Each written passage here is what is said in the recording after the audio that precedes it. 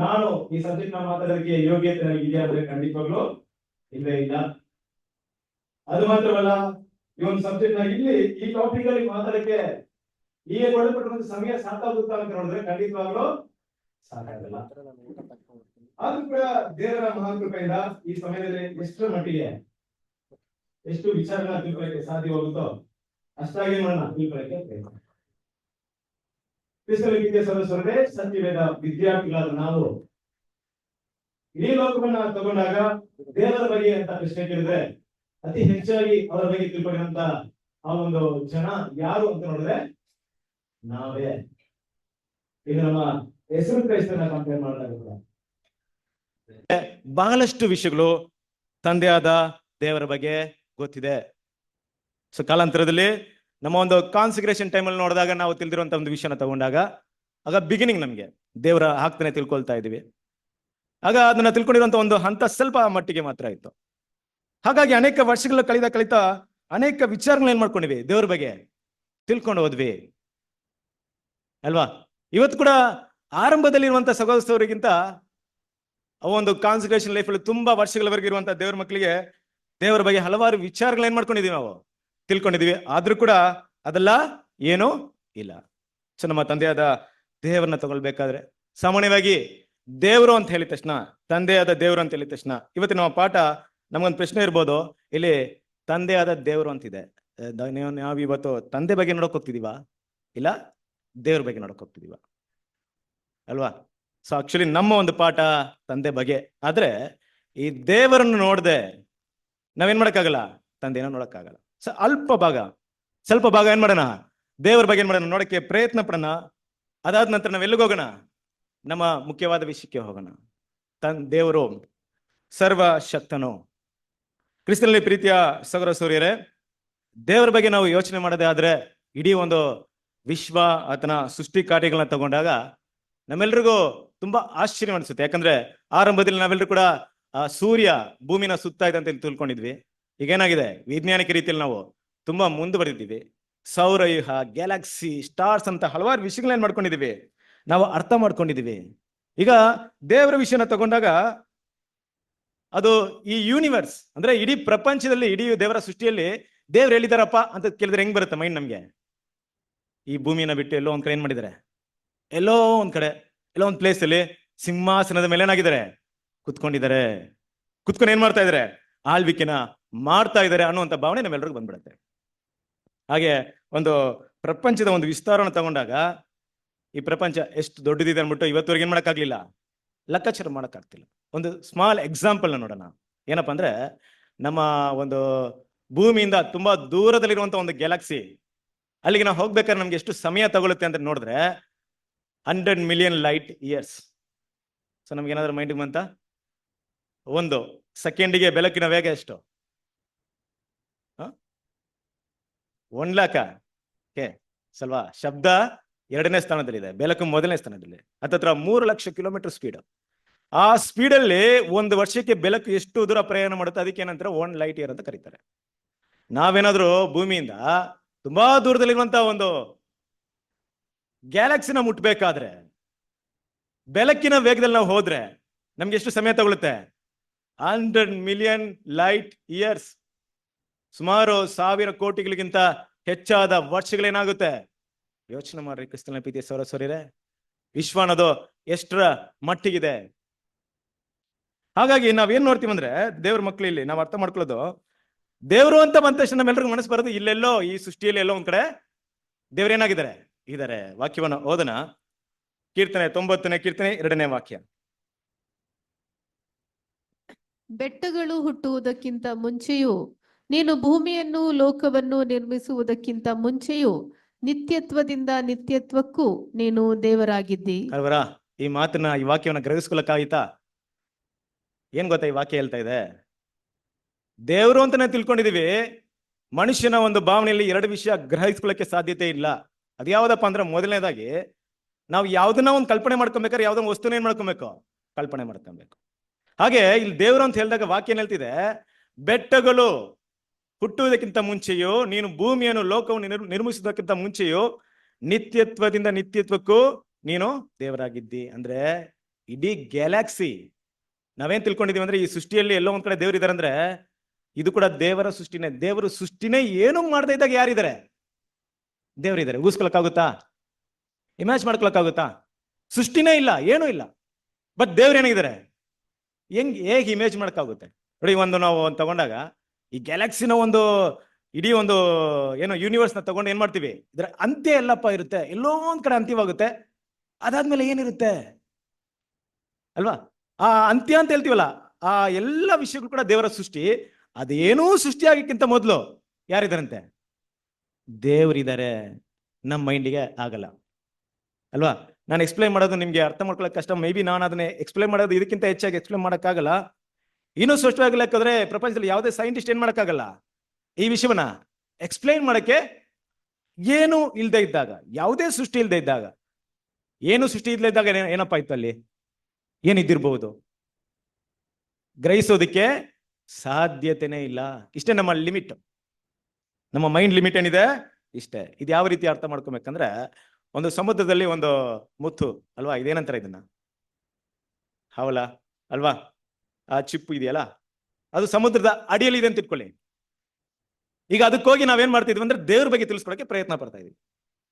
ಹಾಗೇನಾದ್ರು ಅದಕ್ಕೆ ತಿಳಿಸೋಕೆ ಪ್ರಯತ್ನ ಪಟ್ಟಾಗ ಅದ್ರ ಒಂದು ಅಂಡರ್ಸ್ಟ್ಯಾಂಡಿಂಗ್ ಏನ್ ಬರುತ್ತೆ ಅಂದ್ರೆ, ಸಮುದ್ರದ ಆ ತಾಳದಲ್ಲಿ ಅಡಿಯಲ್ಲಿರುವಂಥದ್ದು ಏನಂತ ಒಂದು ಇಮ್ಯಾಜಿನೇಷನ್ ಮಾಡಕ್ಕಾಗುತ್ತಂದ್ರೆ, ದೇವರು ಅಂದ್ರೆ ಈ ಸಮುದ್ರದ ಮೇಲ್ಭಾಗದಲ್ಲಿ ಎಲ್ಲೋ ಒಂದ್ ಕಡೆ ನನಗಿಂತ ದೊಡ್ಡ ಒಂದು ಚಿಪ್ ಇರಬಹುದು ಅಲ್ವಾ? ಅದೇ ದೇವರಾಗಿರ್ಬೋದು. ಇಷ್ಟೇ ವಿಷಯಗಳು ಮಾತ್ರ ಏನ್ ಮಾಡಕ್ಕಾಗುತ್ತೆ, ಅದಕ್ಕೆ ಅರ್ಥ ಮಾಡ್ಸೋಕ್ಕಾಗ್ಬೋದು. ಒಂದ್ ವೇಳೆ ಅರ್ಥ ಮಾಡ್ಸಕ್ಕಾಗಿದ್ರೆ ಅಲ್ವಾ? ಅದರ ವಿಸ್ಡಮ್ ಎಲ್ಲಿರುತ್ತೋ, ಅದರ ಜ್ಞಾನ ಎಲ್ಲಿರುತ್ತೋ, ಅದರ ತಿಳುವಳಿಕೆ ಎಲ್ಲಿರುತ್ತೋ ಅಲ್ಲಿವರೆಗೂ ಮಾತ್ರ ಏನ್ ಮಾಡುತ್ತೆ, ಅದು ಯೋಚನೆ ಮಾಡುತ್ತೆ. ಅದನ್ನ ಬಿಟ್ಟು ಏನ್ ಮಾಡಕ್ಕಾಗಲ್ಲ, ಯೋಚನೆ ಮಾಡಕ್ಕಾಗಲ್ಲ. ನಾವು ಕೂಡ ಹಂಗೆ ಯೋಚನೆ ಮಾಡ್ಕೊಳ್ತಾ ಇದ್ವಿ. ದೇವರು ಅಂದ್ರೆ ನಮ್ ತರ ಕೈಕಾಲು ಮುಖಾಲ ಇಟ್ಕೊಳ್ಳೋಂತ ಒಂದು ಸೃಷ್ಟಿ ಎಲ್ಲೋ ಒಂದ್ ಕಡೆ ತುಂಬಾ ದೊಡ್ಡದಾಗಿ ಅಲ್ವಾ? ಯಾಕೆಂದ್ರೆ ನಮಗೆ ಇದನ್ನ ಬಿಟ್ಟು ಯೋಚನೆ ಮಾಡಕ್ಕಾಗಲ್ಲ. ನಮ್ಮ ಮೈಂಡ್ಗೆ ದೇವ್ರು ಮಾಡಿದ ಸೃಷ್ಟಿ ಕಾರ್ಯಗಳನ್ನ ಬಿಟ್ಟು ಬೇರೆ ವಿಷಯನ ಎಕ್ಸ್ಪ್ಲೈನ್ ಮಾಡಕ್ ಆಗದಿರೋದಕ್ಕೋಸ್ಕರ ದೇವ್ರ ನಮ್ಮ ಹತ್ರ ಏನೇ ಮಾತಾಡಿದ್ರು ಯಾವ್ದನ್ನ ಇಟ್ಟು ಮಾತಾಡ್ತಾರೆ, ದೇವ್ರು ಮಾಡಿದ ಸೃಷ್ಟಿ ಕಾರ್ಯಗಳನ್ನ ಮಾತಾಡ್ತಾರೆ. ಹಾಗಿರೋದ್ರಿಂದ ಕ್ರಿಸ್ತನ ಪ್ರೀತಿಯ ಸಹೋದರರೇ, ದೇವರ ವಿಷಯವನ್ನು ತಗೊಂಡಾಗ, ಈ ಡಿಸ್ಟೆನ್ಸ್, ಈ ಸ್ಪೇಸ್ ಅಂತ ತಗೊಂಡಾಗ, ಈ ಸ್ಪೇಸ್ ಏನೂ ಸೃಷ್ಟಿ ಮಾಡೋಕ್ಕಿಂತ ಮೊದಲೇನಾಗಿದ್ದಾರೆ, ದೇವರು ಇದ್ದಾರೆ ಅನ್ನೋದು ವಾಕ್ಯ ನಮ್ಗೆ ಸ್ಪಷ್ಟವಾಗಿ ಹೇಳ್ತಾ ಇದೆ. ಎರಡನೇದಾಗಿ ನೋಡ್ಬೇಕಾದ್ರೆ ಕ್ರಿಸ್ತನ ಪ್ರೀತಿಯ ಸಹೋದರರೇ, ನಮ್ಮ ಒಂದು ಭೂಮಿ ಅದರ ಪಥದಲ್ಲಿ ತಿರುಗೋದಕ್ಕೆ ಸಮಯ ಎಷ್ಟು ತಗೊಳುತ್ತೆ? ಅದರ ಆಕ್ಸಿಸ್ ಅಲ್ಲಿ ರೊಟೇಟ್ ಆಗೋದಕ್ಕೆ 24 hours. ಇದು ನಮ್ಮ ಭೂಮಿಯ ಲೆಕ್ಕಾಚಾರ. ಇದೇ ಒಂದು ಲೆಕ್ಕಾಚಾರ ತಗೊಂಡಾಗ ಸೌರವ್ಯೂಹದಲ್ಲಿ, ಸೋಲಾರ್ ಸಿಸ್ಟಮ್ ಅಲ್ಲಿ ಅನೇಕ ಪ್ಲಾನೆಟ್ಸ್ ಇದೆ. ಅದರ ಒಂದೊಂದು ದಿನದ ಟೈಮ್ ಎಷ್ಟಿದೆ ಗೊತ್ತಾ? ನೀವು ಮೆರ್ಕುರಿ ತಗೊಂಡ್ರೆ ಒಂದು ದಿನ ಆಗೋದಕ್ಕೆ ಅಲ್ಲಿ 58 days ಬೇಕು. ಅಂದ್ರೆ 30 ದಿನ ಹಗಲಿರುತ್ತೆ, 30 ದಿನ ರಾತ್ರಿ ಇರುತ್ತೆ. ನೀವು ಅದೇ ರೀತಿ ವೀನಸ್ ನ ತಗೊಂಡಾಗ 143 ದಿನ ಬೇಕು ಒಂದು ದಿನ ಆಗೋದಕ್ಕೆ, ಅಂದ್ರೆ ಅದರ ಆಕ್ಸಿಸ್ ಅಲ್ಲಿ ರೊಟೇಟ್ ಆಗೋದಕ್ಕೆ. ಅರ್ತ್ ನಮ್ಗೆ ಗೊತ್ತಿರುವಂತ ಪ್ರಕಾರ 24 ಗಂಟೆ. ಮಾರ್ಸ್ ಒಂದು ದಿನ ಸಾಕೋದಿಕ್ಕೆ ಅಲ್ವಾ? ನಮ್ಮ ಭೂಮಿ ತರನೇ ಇದೆ ಮಾರ್ಸ್, ಅದಕ್ಕೆ ಮಾರ್ಸ್ ಕಡೆ ತುಂಬಾ ಗಮನ ಕೊಡ್ತಾ ಇದೀವಿ. ನೀವು ಜುಪಿಟರ್ ತಗೊಂಡ್ರೆ 9 ಗಂಟೆಯಲ್ಲಿ ಒಂದಿನ ಆಗ್ಬಿಡುತ್ತೆ. ಮತ್ತೆ ನೀವು ಸ್ಯಾಟರ್ನ್ ತಗೊಂಡ್ರೆ 10 hour ಬೇಕು ಅಲ್ವಾ? ಅದೇ ರೀತಿ ಯುರೇನಸ್ 17 hour, ನೆಪ್ಚೂನ್ 16 hour. ಅಂದ್ರೆ ನೋಡಿ, ನಮ್ಮ ಗ್ಲೋಬ್ ಏನಂದ್ರೆ ಈ ಪೃಥ್ವಿ ಇದೆಯಲ್ಲ, ಭೂಮಿ, ಅದೆಲ್ಲ 24 ಗಂಟೆನ ಲೆಕ್ಕಾಚಾರ ಮಾಡಿ ಏನ್ ಮಾಡ್ತಾ ಇದೀವಿ ನಾವು? ಲೆಕ್ಕಾಚಾರ ಮಾಡ್ತಾ ಇದ್ವಿ. ಆದ್ರೆ ಭೂಮಿಯಿಂದ ಈಚೆಗೆ ಹೋದ್ರೆ ಅದರದೇ ಆದಂತ ಸಮಯ ಏನಿದೆ, ವಿಭಿನ್ನವಾಗಿದೆ. ಈಗ ಜನರು ಇನ್ನೊಂದು ಕಥೆನ ಕಟ್ಕೊಂಡಿದಾರೆ, ಎಲ್ರು ಗೊತ್ತಿರುತ್ತೆ ನಿಮ್ಗೆ, ತುಂಬಾ ಫೇಮಸ್ ಆಗಿರುವಂತ ವಿಷಯ ಈಗ ಈ ನಡುವೆ. ಏನ್ ಗೊತ್ತಾ? ಟೈಮ್ ಟ್ರಾವೆಲರ್ ಕೇಳಿರ್ತೀರಾ? ಇಲ್ಲಿಂದ ಏನ್ ಮಾಡೋದು, ಒಂದು 10 ವರ್ಷ ಹಿಂದೆ ಹೋಗೋದು, 1000 ವರ್ಷ ಹಿಂದೆ ಹೋಗೋದು. ಕರೆಕ್ಟ್ ಅಲ್ವಾ? ಯೋಚನೆ ಮಾಡ್ರಿ, ಎಷ್ಟು ಕಟ್ಟುಕತೆ ಆಗಿರಿದೆ ಅಂದ್ಬಿಟ್ಟು. ಸಾಧ್ಯತೆ ಇದೆಯಾ ನಿಜವಾಗ್ಲು ಆ ರೀತಿ ಹೋಗೋದಕ್ಕೆ ಸಾಧ್ಯತೆ ಇದೆಯಾ? ದೇವರು ಇಡೀ ಪ್ರಪಂಚನ ಹೇಗೆ ಸೃಷ್ಟಿ ಮಾಡ್ಕೊಂಡು ಕ್ರಮವಾಗಿ ತಗೊಂಡ್ಬರ್ತಾ ಇದಾರೆ ಅಂದ್ರೆ, ಕೆಲವೇ ಒಂದು ಮಿಷಿನ್ ನ ಕಂಡಿಡ್ದು ಏನ್ ಮಾಡ್ಬಿಡ್ತೀವಂತ ನಾವು ಹಿಂದೆನೆ ಹೊಟ್ಟೋಗ್ಬಿಡ್ತೀವಿ. ಸಾಧ್ಯತೆ ಇದೆಯಾ? ಖಂಡಿತವಾಗ್ಲೂ ಸಾಧ್ಯತೆ ಇಲ್ಲ. ಹಾಗಿರ್ಬೇಕಾರೆ ನಮ್ಮೆಲ್ಲರಿಗೂ ಗೊತ್ತು, ಈ ಸಮಯ ಅನ್ನೋದು ದೇವರ ದೃಷ್ಟಿಯಲ್ಲಿ ಅಷ್ಟು ದೊಡ್ಡ ಒಂದು ವಿಷಯ. ನಾವಿಲ್ಲೇನ್ ಮಾತಾಡಕ್ ಹೋಗ್ತಿದೀವಿ ಅಂದ್ರೆ, ಒಂದು ವೇಳೆ ನಾನು ನಿಮ್ಮನ್ನ ಕೇಳಿ ಎಷ್ಟು ಗಂಟೆಗೆ ಈ ಮೀಟಿಂಗ್ ಸ್ಟಾರ್ಟ್ ಆಗುತ್ತೆ ಅಂದ್ರೆ ಏನ್ ಮಾಡ್ತೀರಿ ನೀವು? ಕರೆಕ್ಟ್ ಆಗಿ ಉತ್ತರ ಹೇಳ್ಬಿಡ್ತೀರಾ. ಆದ್ರೆ ಎಷ್ಟು ಗಂಟೆಗೆ ಸಮಯ ಸ್ಟಾರ್ಟ್ ಆಯ್ತು ಅಂತ ಕೇಳಿದ್ರೆ ಏನಂತೀರಾ? ಟೈಮ್ ಯಾವಾಗ ಸ್ಟಾರ್ಟ್ ಆಯ್ತು ಅಲ್ವಾ? ಯೋಚನೆ ಮಾಡ್ರಿ. ಟೈಮ್ ಅನ್ನೋದು ಒಂದು ಇರ್ಲೇ ಇಲ್ಲ. ದೇವರ ಸೃಷ್ಟಿಯಿಂದನೇ ಆಯ್ತು ಟೈಮ್ ಅನ್ನೋದು ಬಂದಿದೆ. ವಾಕ್ಯ ಒಂದು ಸ್ಪಷ್ಟವಾಗಿ ಹೇಳ್ತಾ ಇದೆ. ನಮ್ಮ ಕನ್ನಡ ಬೈಬಲಲ್ಲಿ ಅದನ್ನ ಸ್ಪಷ್ಟವಾಗಿ ಹೇಳಿಲ್ಲ, ಬೇರೆ ಒಂದು ಇದ್ರಲ್ಲಿ ನಾವು ಓದ್ರಿ ಅದನ್ನ ಕನ್ನಡದಲ್ಲಿ ಓದಿ. ಐಷಯ 43ನೇ ಅಧ್ಯಾಯ 13ನೇ ವಾಕ್ಯ.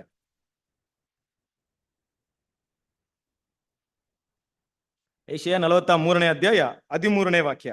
ಹೌದು, ಇಂದಿನಿಂದ ನಾನೇ ಪರಮಾತ್ಮನು, ನನ್ನ ಕೈಯಿಂದ ಬಿಡಿಸಬಲ್ಲವನು ಯಾರೂ ಇಲ್ಲ, ನನ್ನ ಕೆಲಸಕ್ಕೆ ಯಾರು ಅಡ್ಡ ಬಂದಾರೋ ಎಂಬುದೇ ಯೆಹೋವನ ಮಾತು. ಇಲ್ಲಿ ನಿಮ್ಗೆ ಎಷ್ಟು ಸ್ಪಷ್ಟವಾಗಿ ಅರ್ಥ ಆಯ್ತೋ ಗೊತ್ತಿಲ್ಲ ಈ ಟ್ರಾನ್ಸ್ಲೇಷನ್ ಅಲ್ಲಿ. ನೀವು ಇಂಗ್ಲಿಷ್ ಅಲ್ಲಿ ಓದಿ ಅದನ್ನ. Before the day was I am he, and there is none that can deliver out of my hand.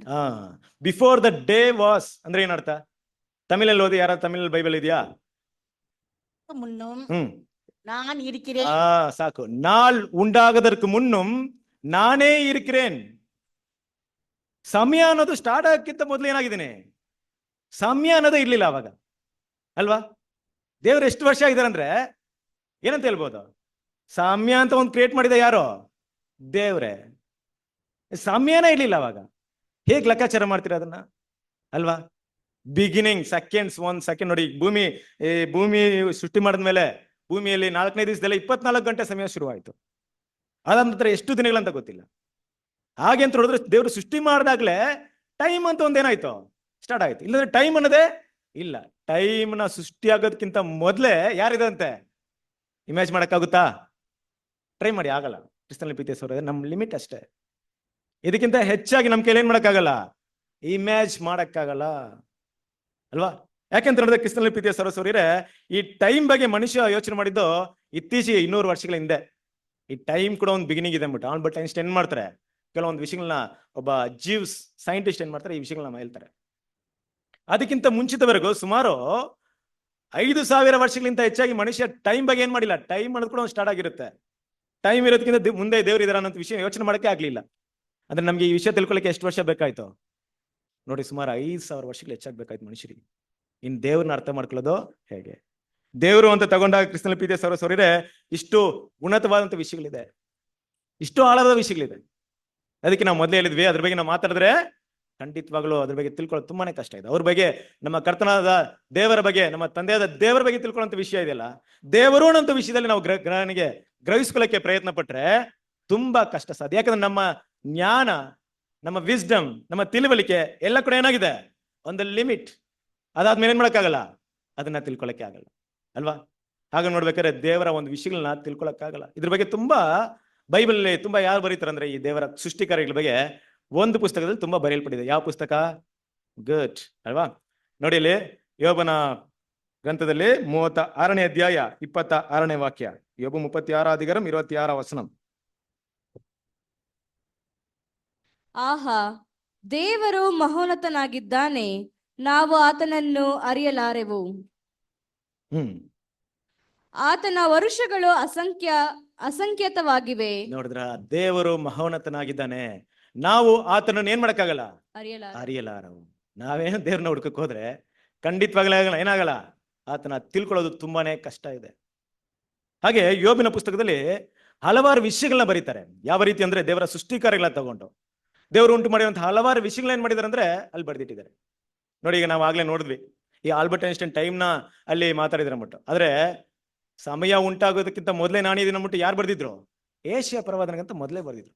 ಹೀಗೆ ಇವತ್ತು ಸೈನ್ಸ್ ಏನೆಲ್ಲ ಕಂಡಿಡ್ತಾ ಇದೆಯೋ ಅದನ್ನೆಲ್ಲ ಮೊದಲೇ ಏನ್ ಮಾಡಿದ್ದಾರೆ, ಯೋಬನ ಪುಸ್ತಕದಲ್ಲಿ ಹಲವಾರು ವಿಷಯಗಳನ್ನ ಬರ್ದಿಟ್ಟಿದ್ದಾರೆ. ಅದನ್ನ ಸ್ಟಡಿ ಮಾಡಿದಾಗ ದೇವರ ಮಹೋನ್ನತ ಕಾರ್ಯಗಳನ್ನ ಏನ್ ಮಾಡ್ಬೋದು, ನಾವು ಗಮನಿಸಬಹುದು. ಆದ್ರೂ ಕೂಡ ಕ್ರಿಸ್ತನಲ್ಲಿ ಪ್ರೀತಿಯ ಸಹೋದರರೇ, ಇಲ್ಲಿಯವರೆಗೆ ಪ್ರಪಂಚದಲ್ಲಿ ದೇವ್ರ ಬಗ್ಗೆ ಏನೆಲ್ಲ ಕಂಡಿದ್ದಾರೋ, ಏನೆಲ್ಲ ಹುಡುಕಿದಾರೋ, ಏನೆಲ್ಲ ಸಿಕ್ಕಿದೆಯೋ, ಏನೆಲ್ಲ ಸ್ಟಡಿ ಮಾಡಿದಾರೋ, ನಾವೇನೆಲ್ಲ ಕಂಡ್ಕೊಂಡಿದೀವೋ ಅದೆಲ್ಲ ಏನ್ ಗೊತ್ತಾ? ನೋಡ್ರಿ ವಾಕ್ಯ, ಯೋಬ 26ನೇ ಅಧ್ಯಾಯ 14ನೇ ವಾಕ್ಯ. ಸೊ ನಮ್ಮ ಕನ್ನಡ ಬೈಬಲ್ ಅಲ್ಲಿ ಕೆಲವೊಂದು ವಿಷಯಗಳು ಸ್ಪಷ್ಟವಾಗಿ ಬರ್ತಾ ಇಲ್ಲ ಅಲ್ವಾ? ಸೊ ಅದಕ್ಕೆ ಸಲುವಾಗಿ ನಾವು ಆ ಇಂಗ್ಲಿಷ್ ವರ್ಷನ್ಸ್ ಎಲ್ಲ ಹಾಕಿದ್ವಿ ನಿಮ್ಗೆ. ಓದ್ರಿ, ಕನ್ನಡದಲ್ಲಿ ಓದ್ರಿ. ಈ ಅದ್ಭುತಗಳು ಆತನ ಮಾರ್ಗಗಳ ಕಟ್ಟಕಡೆಯಾಗಿವೆ. ಆತನ ವಿಷಯವಾಗಿ ಸೂಕ್ಷ್ಮ ಶಬ್ದವನ್ನು ಮಾತ್ರ ಕೇಳಿದ್ದೇವೆ. ಆತನ ಪ್ರಾಬಲ್ಯದ ಘನಘರ್ಷಣೆಯನ್ನು ಯಾರು ಗ್ರಹಿಸಬಲ್ಲರು? ಏನಂತಿದ್ರೆ ಗೊತ್ತಾ? ನಾವ್ ಇಲ್ಲಿವರೆಗೆ ಏನ್ ಕೇಳಿದೀವೋ, ಇಲ್ಲಿವರೆಗೂ ದೇವ್ರ ಬಗ್ಗೆ ಏನ್ ತಿಳ್ಕೊಂಡಿದೀವೋ ಅದೇನದು? ಒಂದು ಸೂಕ್ಷ್ಮ ಶಬ್ದ ಅಷ್ಟೇ, ಒಂದು ವಿಶ್ಪರ್ ಅಂತ ಹೇಳ್ತಾ ಇದ್ದಾರೆ. ಅಲ್ವಾ? ನಿಮ್ಮ ತಮಿಳ್ ಬೈಬಲ್ ಇದೆಯಾ? ತಮಿಳಲ್ಲಿ ಓದ್ರಿ. இதோ ம். இவைகள் அவருடைய கிரியையில் கடையோடின ஆனவைகள். ಹ್ಮ್. அவரை குறித்து நாங்கள் கேட்டது எவ்வளவு கொஞ்சம். ಅಲ್ವರಾ? அவருடைய வல்லமையின் இடி முழக்கத்தை அறிந்தவன் யார் என்றான். ಅಲ್ವರಾ? ಅವடைய ಸೃಷ್ಟಿಗಳಿಲೆ ಕಡೈ ಕೋಡಿಯಾನவைகள். ಕೋಟಿಯಲ್ಲಿ ಒಂದ್ ಮಾತ್ರ ಏನ್ ಮಾಡಿದೀವಿ? ಕೇಳಿದೀವಿ. ಅದ್ರಲ್ಲಿ ಆತನ ಸೃಷ್ಟಿಗಳು ಏನ್ ಮಾಡಕ್ ಆಗ್ತಿಲ್ಲ, ನಮ್ಗೆ ತಿಳ್ಕೊಳಕ್ಕೆ ಆಗ್ತಿಲ್ಲ. ಹಾಗಿರ್ಬೇಕಾರೆ ಇದನ್ನೇನೋ ನೋಡ್ತೀವಿ ಅಂದ್ರೆ ತಂದೆಯಾದ ದೇವರು ಅಂತ ವಿಷಯ ತಗೊಂಡಾಗ ನಾವು ಇಲ್ಲಿವರೆಗೆ ಏನ್ ನೋಡ್ತಾ ಇದೀವಿ ಅಂದ್ರೆ ದೇವರೊಣಕ್ಕೆ ಸಂಬಂಧಪಟ್ಟಂತ ವಿಷಯವನ್ನ ನೋಡ್ತಾ ಇದೀವಿ. ನಮ್ಮ ದೇವರ ಬಗ್ಗೆ, ಅದ್ರ ಬಗ್ಗೆ ನಾವು ಏನ್ ತಿಳ್ಕೊಂಡಿದೀವೋ, ಏನೆಲ್ಲ ಗ್ರಹಿಸ್ಕೊಂಡಿದೀವೋ ಅದೇನಿಲ್ಲ, ಒಂದು ಸ್ಮಾಲ್ ವಾಯ್ಸ್, ಒಂದು ಸ್ಮಾಲ್ ವಿಶ್ವರ್ ಅಷ್ಟೇ ಅಲ್ಲ. ಹಲೋ ಅಂತ ಹೇಳಿದ್ರೆ ಹೇಗಿರುತ್ತೆ ಅಷ್ಟೇ ವಿಷಯ ಮಾತ್ರ ಏನ್ ಮಾಡ್ಕೊಂಡಿದೀವಿ, ಇಲ್ಲಿವರೆಗೂ ತಿಳ್ಕೊಂಡಿದೀವಿ. ದೇವ್ರ ಬಗ್ಗೆ ಇರುವಂತ ಮಹೋನ್ನತ ವಿಷಯ ಏನ್ ಮಾಡಕ್ಕಾಗ್ತಿಲ್ಲ, ಇಲ್ಲಿವರೆಗೂ ನಮ್ಗೆ ತಿಳ್ಕೊಳಕ್ಕಾಗ್ತಿಲ್ಲ. ಅಷ್ಟು ಉನ್ನತವಾದ ಸ್ಥಾನದಲ್ಲಿ, ಅಷ್ಟು ಎತ್ತರದಲ್ಲಿ, ಅಷ್ಟು ಒಂದು ಮಹಿಮೆಯಲ್ಲಿ ಯಾರಿದ್ದಾರೆ? ನಮ್ಮ ತಂದೆಯಾದ ದೇವರಿದ್ದಾರೆ. ಆ ದೇವ್ರನ್ನ ನಾವು ಹೇಗ್ ನೋಡ್ತಾ ಇದೀವಿ ಗೊತ್ತಾ? ಈ ವಿಷಯಗಳನ್ನ ಗ್ರಹಿಸ್ಕೊಳ್ಬೇಕಾದ್ರೆ ನಮ್ಮ ಕಣ್ಣೆತ್ತಿ ಆಕಾಶ ನೋಡ್ತೀವಲ್ಲ, ಆ ರೀತಿ ನೋಡ್ತಾ ಇದೀವಿ. ಹಾಗೆ ನೋಡ್ಬೇಕಾದ್ರೆ ನಮ್ಮ ಹೆಗಲ ಮೇಲೆ ಒಬ್ರು ಕೈ ಹಾಕಿ ನಮ್ಮನ್ನ ಮಗನೇ ಮಗಳೇ ಅಂತ ಕರೆದ್ರೆ ಹೇಗಿರುತ್ತೆ ಅಲ್ವಾ? ಸಾಕ್ಷಿಲಿ ಆ ದೇವರು ನಮಗೇನಾಗಿದ್ದಾರೆ? ತಂದೆ ಆಗಿದ್ದಾರೆ ಅಲ್ವಾ? ನಾವು ಅವ್ರನ್ನ ಅರ್ಥ ಮಾಡ್ಕೋಬೇಕಾದ್ರೆ ಇದೊಂದು ದಾರಿ ಮಾತ್ರ ಇದೆ ಅಲ್ವಾ? ನಾವು ಹೀಗ್ ನೋಡ್ತಾ ಇದ್ರೆ ಅವ್ರು ನಮ್ಮ ಪಕ್ಕದಲ್ಲಿ ನಿಂತ್ಕೊಂಡು ಏನ್ ಮಾಡ್ತಿದ್ದಾರೆ? ನನ್ನ ಮಗನೇ ಮಗಳೇ ನಾನು ಎಲ್ಲಿದ್ದೀನಿ? ಏನ ಪಕ್ಕದಲ್ಲಿದ್ದೀನಿ. ನನ್ನ ದೇವರಾಗಿ ನಾನು ನೋಡಕ್ಕೆ ಕಷ್ಟ, ಆದ್ರೆ ನಾನು ನಿನ್ನ ತಂದೆಯಾಗಿದ್ದೀನಿ. ಎಷ್ಟು ದೊಡ್ಡ ಒಂದು ಆಶೀರ್ವಾದವನ್ನ ದೇವ್ರ ಮಕ್ಕಳು ಪಡ್ಕೊಂಡಿದೀವಿ ಇವತ್ತು. ಅಂತಹ ದೇವರನ್ನ ನಾವೆಲ್ಲ ಏನಾಗಿದ್ದೀವಿ? ತಂದೆಯಾಗಿ ಪಡ್ಕೊಂಡಿದ್ವಿ. ಅವ್ರು ನಮ್ಮನ್ನ ಏನಂತ ಕರಿತಾ ಇದಾರೆ? ಮಗನೇ ಮಗಳೇ ಅಂತ ಏನ್ ಮಾಡ್ತಾ ಇದಾರೆ? ಕರಿತಾ ಇದಾರೆ. ನಾವು ಅವ್ರನ್ನ ತಂದೆ ಅಂತ ಕರೆಯುವಂತ ಅವಕಾಶವನ್ನ ಪಡ್ಕೊಂಡಿದೀವಿ. ವಾಕ್ಯವನ್ನು ಓದನ. 1 ಯೋಹಾನ 3ನೇ ಅಧ್ಯಾಯ 1ನೇ ವಾಕ್ಯ.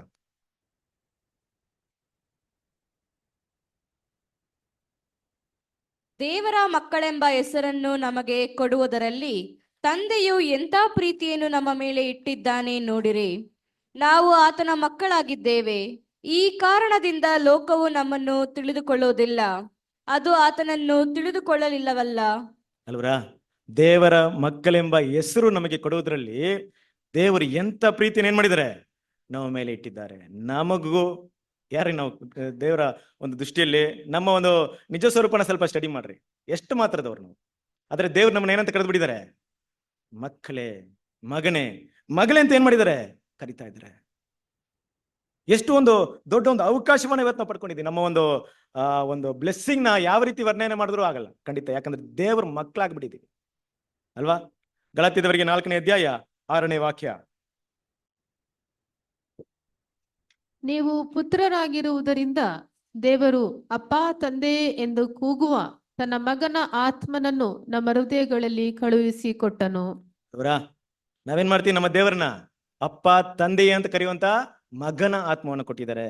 ಅಷ್ಟು ಉನ್ನತವಾದಂತ ದೇವರು ನಮ್ಮ ತಂದೆ ಆಗಿದ್ದಾರೆ. ಹಾಗಿರ್ಬೇಕಾದ್ರೆ ಇವತ್ತಿನ ಈ ಪಾಠದಲ್ಲಿ ನಮ್ಮ ತಂದೆ ಒಬ್ಬ ತಂದೆಯಾಗಿ, ನಮ್ಮ ದೇವರು ಒಬ್ಬ ನಮ್ಮ ತಂದೆಯಾಗಿ ಮಕ್ಕಳಾಗಿರುವಂತ ನಮಗೆ ಮಾಡಿರುವಂತ ಒಂದು 7 ಕಾರ್ಯಗಳೇನು, 7 ವಿಷಯಗಳೇನು, ಯಾವ ರೀತಿ ನಮ್ಮನ್ನ ಮಕ್ಕಳು ನಾವು ಕೂಡ ಅವ್ರನ್ನ ತಂದೆ ಅಂತ ಕರೆಯುವಂತ ರೀತಿಲಿ ಅವ್ರು ನಮ್ಮನ್ನ ನಡೆಸ್ತಾ ಇದ್ದಾರೆ. ಖಂಡಿತವಾಗ್ಲು ಈ ಒಂದು ಪಾಠ ಈ ಸಮಯದಲ್ಲಿ ದೇವರ ಜೊತೆ ಒಡಂಬಡಿಕೆ ಮಾಡ್ಕೊಳ್ಳುವಂತ ತಂದೆಯಂದ್ರಿಗೆ ಸಮರ್ಪಣೆ ಮಾಡ್ತೇನೆ. ಪ್ಯಾರೆಂಟ್ಸ್ ಅಂದ್ರೆ ವಿಶೇಷವಾಗಿ ಫಾದರ್ಸ್ಗೆ ಸಮರ್ಪಣೆ ಮಾಡ್ತೇನೆ. ಒಬ್ಬ ತಂದೆ ಅಂದ್ರೆ ನಮ್ಮ ತಂದೆ ಯಾವ ರೀತಿ ಇದ್ದಾರೆ, ನಮ್ಗೆ ಯಾವ ರೀತಿ ನಮ್ಮನ್ನ ಏನ್ ಮಾಡ್ತಾ ಇದಾರೆ? ನಮ್ಮನ್ನ ಕೇರ್ ತಗೊಳ್ತಾ ಇದಾರೆ. ಸೊ ಮುಖ್ಯವಾಗಿ ನೋಡ್ಬೇಕಾದ್ರೆ ದೇವ್ರ ಮಕ್ಕಳು ನಾವಿಲ್ಲಿ ಅರ್ಥ ಮಾಡ್ಕೊಬೇಕಾಗಿರುವಂತ ವಿಷಯ, ಒಬ್ಬ ತಂದೆ ಅವರ ಒಂದು ಮೊದಲನೇ ಜವಾಬ್ದಾರಿ ಏನಿರುತ್ತೆ ತಂದೆ ಅಂತ ಹೇಳಿದ್ರೆ? ತಂದೆ ಏನನ್ನ ತಂದೆ ಏನ್ ಕೊಟ್ರು? ನಮ್ಗೆ ಜೀವವನ್ನ ಕೊಟ್ರು. ಒಬ್ಬ ತಂದೆ ಅನ್ನೋದಕ್ಕೆ ಮುಖ್ಯವಾದಂತ ಒಂದು ವಿಷಯ ಏನಪ್ಪಾ ಅಂದ್ರೆ, ಅವರು ನಮ್ಮನ್ನ ಏನ್ ಮಾಡಿರ್ಬೇಕು? ಪಡೆದಿರ್ಬೇಕು, ನಮ್ಮನ್ನ ಹೆತ್ತಿರ್ಬೇಕು, ನಮ್ಮನ್ನ ಸೃಷ್ಟಿ ಮಾಡಿರ್ಬೇಕು. ಕರೆಕ್ಟಾ? ನಮ್ಮನ್ನ ಏನ್ ಮಾಡಿದ್ದಾರೆ ದೇವ್ರು? ನಮ್ಮನ್ನ ಅವರ ಮಕ್ಕಳಾಗಿ ಏನ್ ಮಾಡಿದಾರೆ? ಸೃಷ್ಟಿ ಮಾಡಿದರೆ. 1 ಯೋಹಾನ 5ನೇ ಅಧ್ಯಾಯ 1ನೇ ವಾಕ್ಯ. ಯೇಸುವು ಕ್ರಿಸ್ತನೆಂದು ನಂಬುವ ಪ್ರತಿಯೊಬ್ಬನು ದೇವರಿಂದ ಹುಟ್ಟಿದವನಾಗಿದ್ದಾನೆ. ಯಾವನು ಹುಟ್ಟಿಸಿದ ತಂದೆಯನ್ನು ಪ್ರೀತಿಸುತ್ತಾನೋ ಅವನು ತಂದೆಯಿಂದ ಹುಟ್ಟಿದವರೆಲ್ಲರನ್ನೂ ಪ್ರೀತಿಸುತ್ತಾನೆ. ಅಲ್ವರಾ? ಏನಾಗಿದ್ದಾರೆ ದೇವರು ನಮ್ಮನ್ನ ಹುಟ್ಟಿಸಿದ್ದಾರೆ. ದೇವರಿಂದ ನಾವೇನಾಗಿದ್ದೀವಿ? ಹುಟ್ಟಿದ್ದೀವಿ. ನೋಡ್ರಿ, ಯೋಚನೆ ಮಾಡ್ರಿ, ನಮ್ಮನ್ನು ಇಷ್ಟು ಉನ್ನತವಾದಂತ ದೇವ್ರ ಬಗ್ಗೆ ಈಗ ತಾನೇ ಮಾತಾಡಿದ್ವಿ. ನಮ್ಮನ್ನ ನೋಡಿದ್ರೆ ಅವ್ರ ಮಕ್ಕಳ ತರ ಕಾಣಿಸ್ಕೊಳ್ತಾ ಇದೀವ? ಸಾಧಾರಣವಾಗಿದ್ವಿ. ಏನಿದೆ ಸ್ಪೆಷಾಲಿಟಿ ನಮ್ಮಲ್ಲಿ? ಒಬ್ಬ ರಾಜನ ಮಕ್ಕಳಾದ್ರೆ ಹೇಗಿರ್ತಾರೆ, ಆದ್ರೆ ನಾವ್ ಯಾರಂತೆ?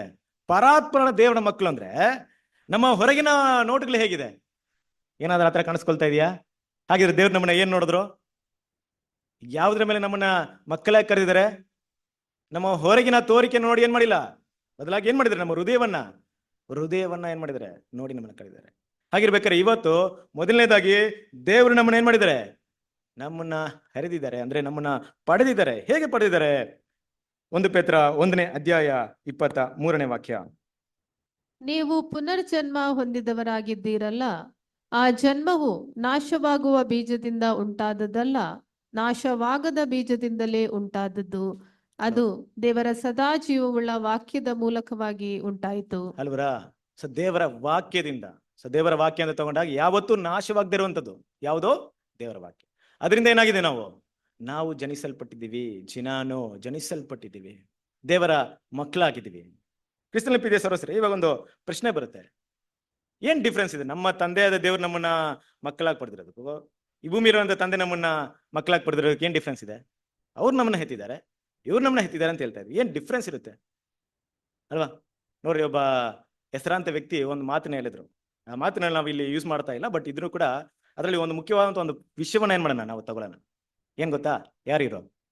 ಅಬ್ದುಲ್ ಕಲಾಂ. ಏನಂತ ಹೇಳಿದ್ರೆ, your birth could have been an incident but your death should be history. ಖಂಡಿತ ಇದು ಪ್ರಪಂಚದವರಿಗೆ ಓಕೆ. ಹುಟ್ಟಿದವ್ರು ಎಲ್ಲರೂ ಏನ್ ಮಾಡ್ತಾರೆ, ನಮ್ಮ ಜೀವನ ಹೆಂಗ ಇದ್ರು ಕೂಡ ನಾವು ಒಟ್ಟಿನಲ್ಲಿ ಸಾಧಿಸ್ಬೇಕಪ್ಪ, ಪ್ರಪಂಚದಲ್ಲಿ ಸಾಯಕ್ ಮುಂಚೆ ಸಾಧಿಸ್ಬೇಕು ಅನ್ನೋ ಭಾವನೆ ಇರೋರು ಓಕೆ. ಬಟ್ ಇಲ್ಲಿ ಪಾಯಿಂಟ್ ನ ಯಾಕೆ ತಗೊಳ್ತೀವಿ ಗೊತ್ತಾ? ಈ ಪ್ರಪಂಚದ ತಂದೆ ನಮ್ಮನ್ನ ಜನಿಸಿರೋದು, ನಮ್ಮನ್ನ ಹೆತ್ತಿರೋದು ಹೀಗೆ. It's A incident. ಕರೆಕ್ಟಾ? ಯಾವುದೇ ಪ್ಲಾನ್ ಇರ್ಲಿಲ್ಲ. ಪ್ಲಾನ್ ಮಾಡಿದ್ರಾ?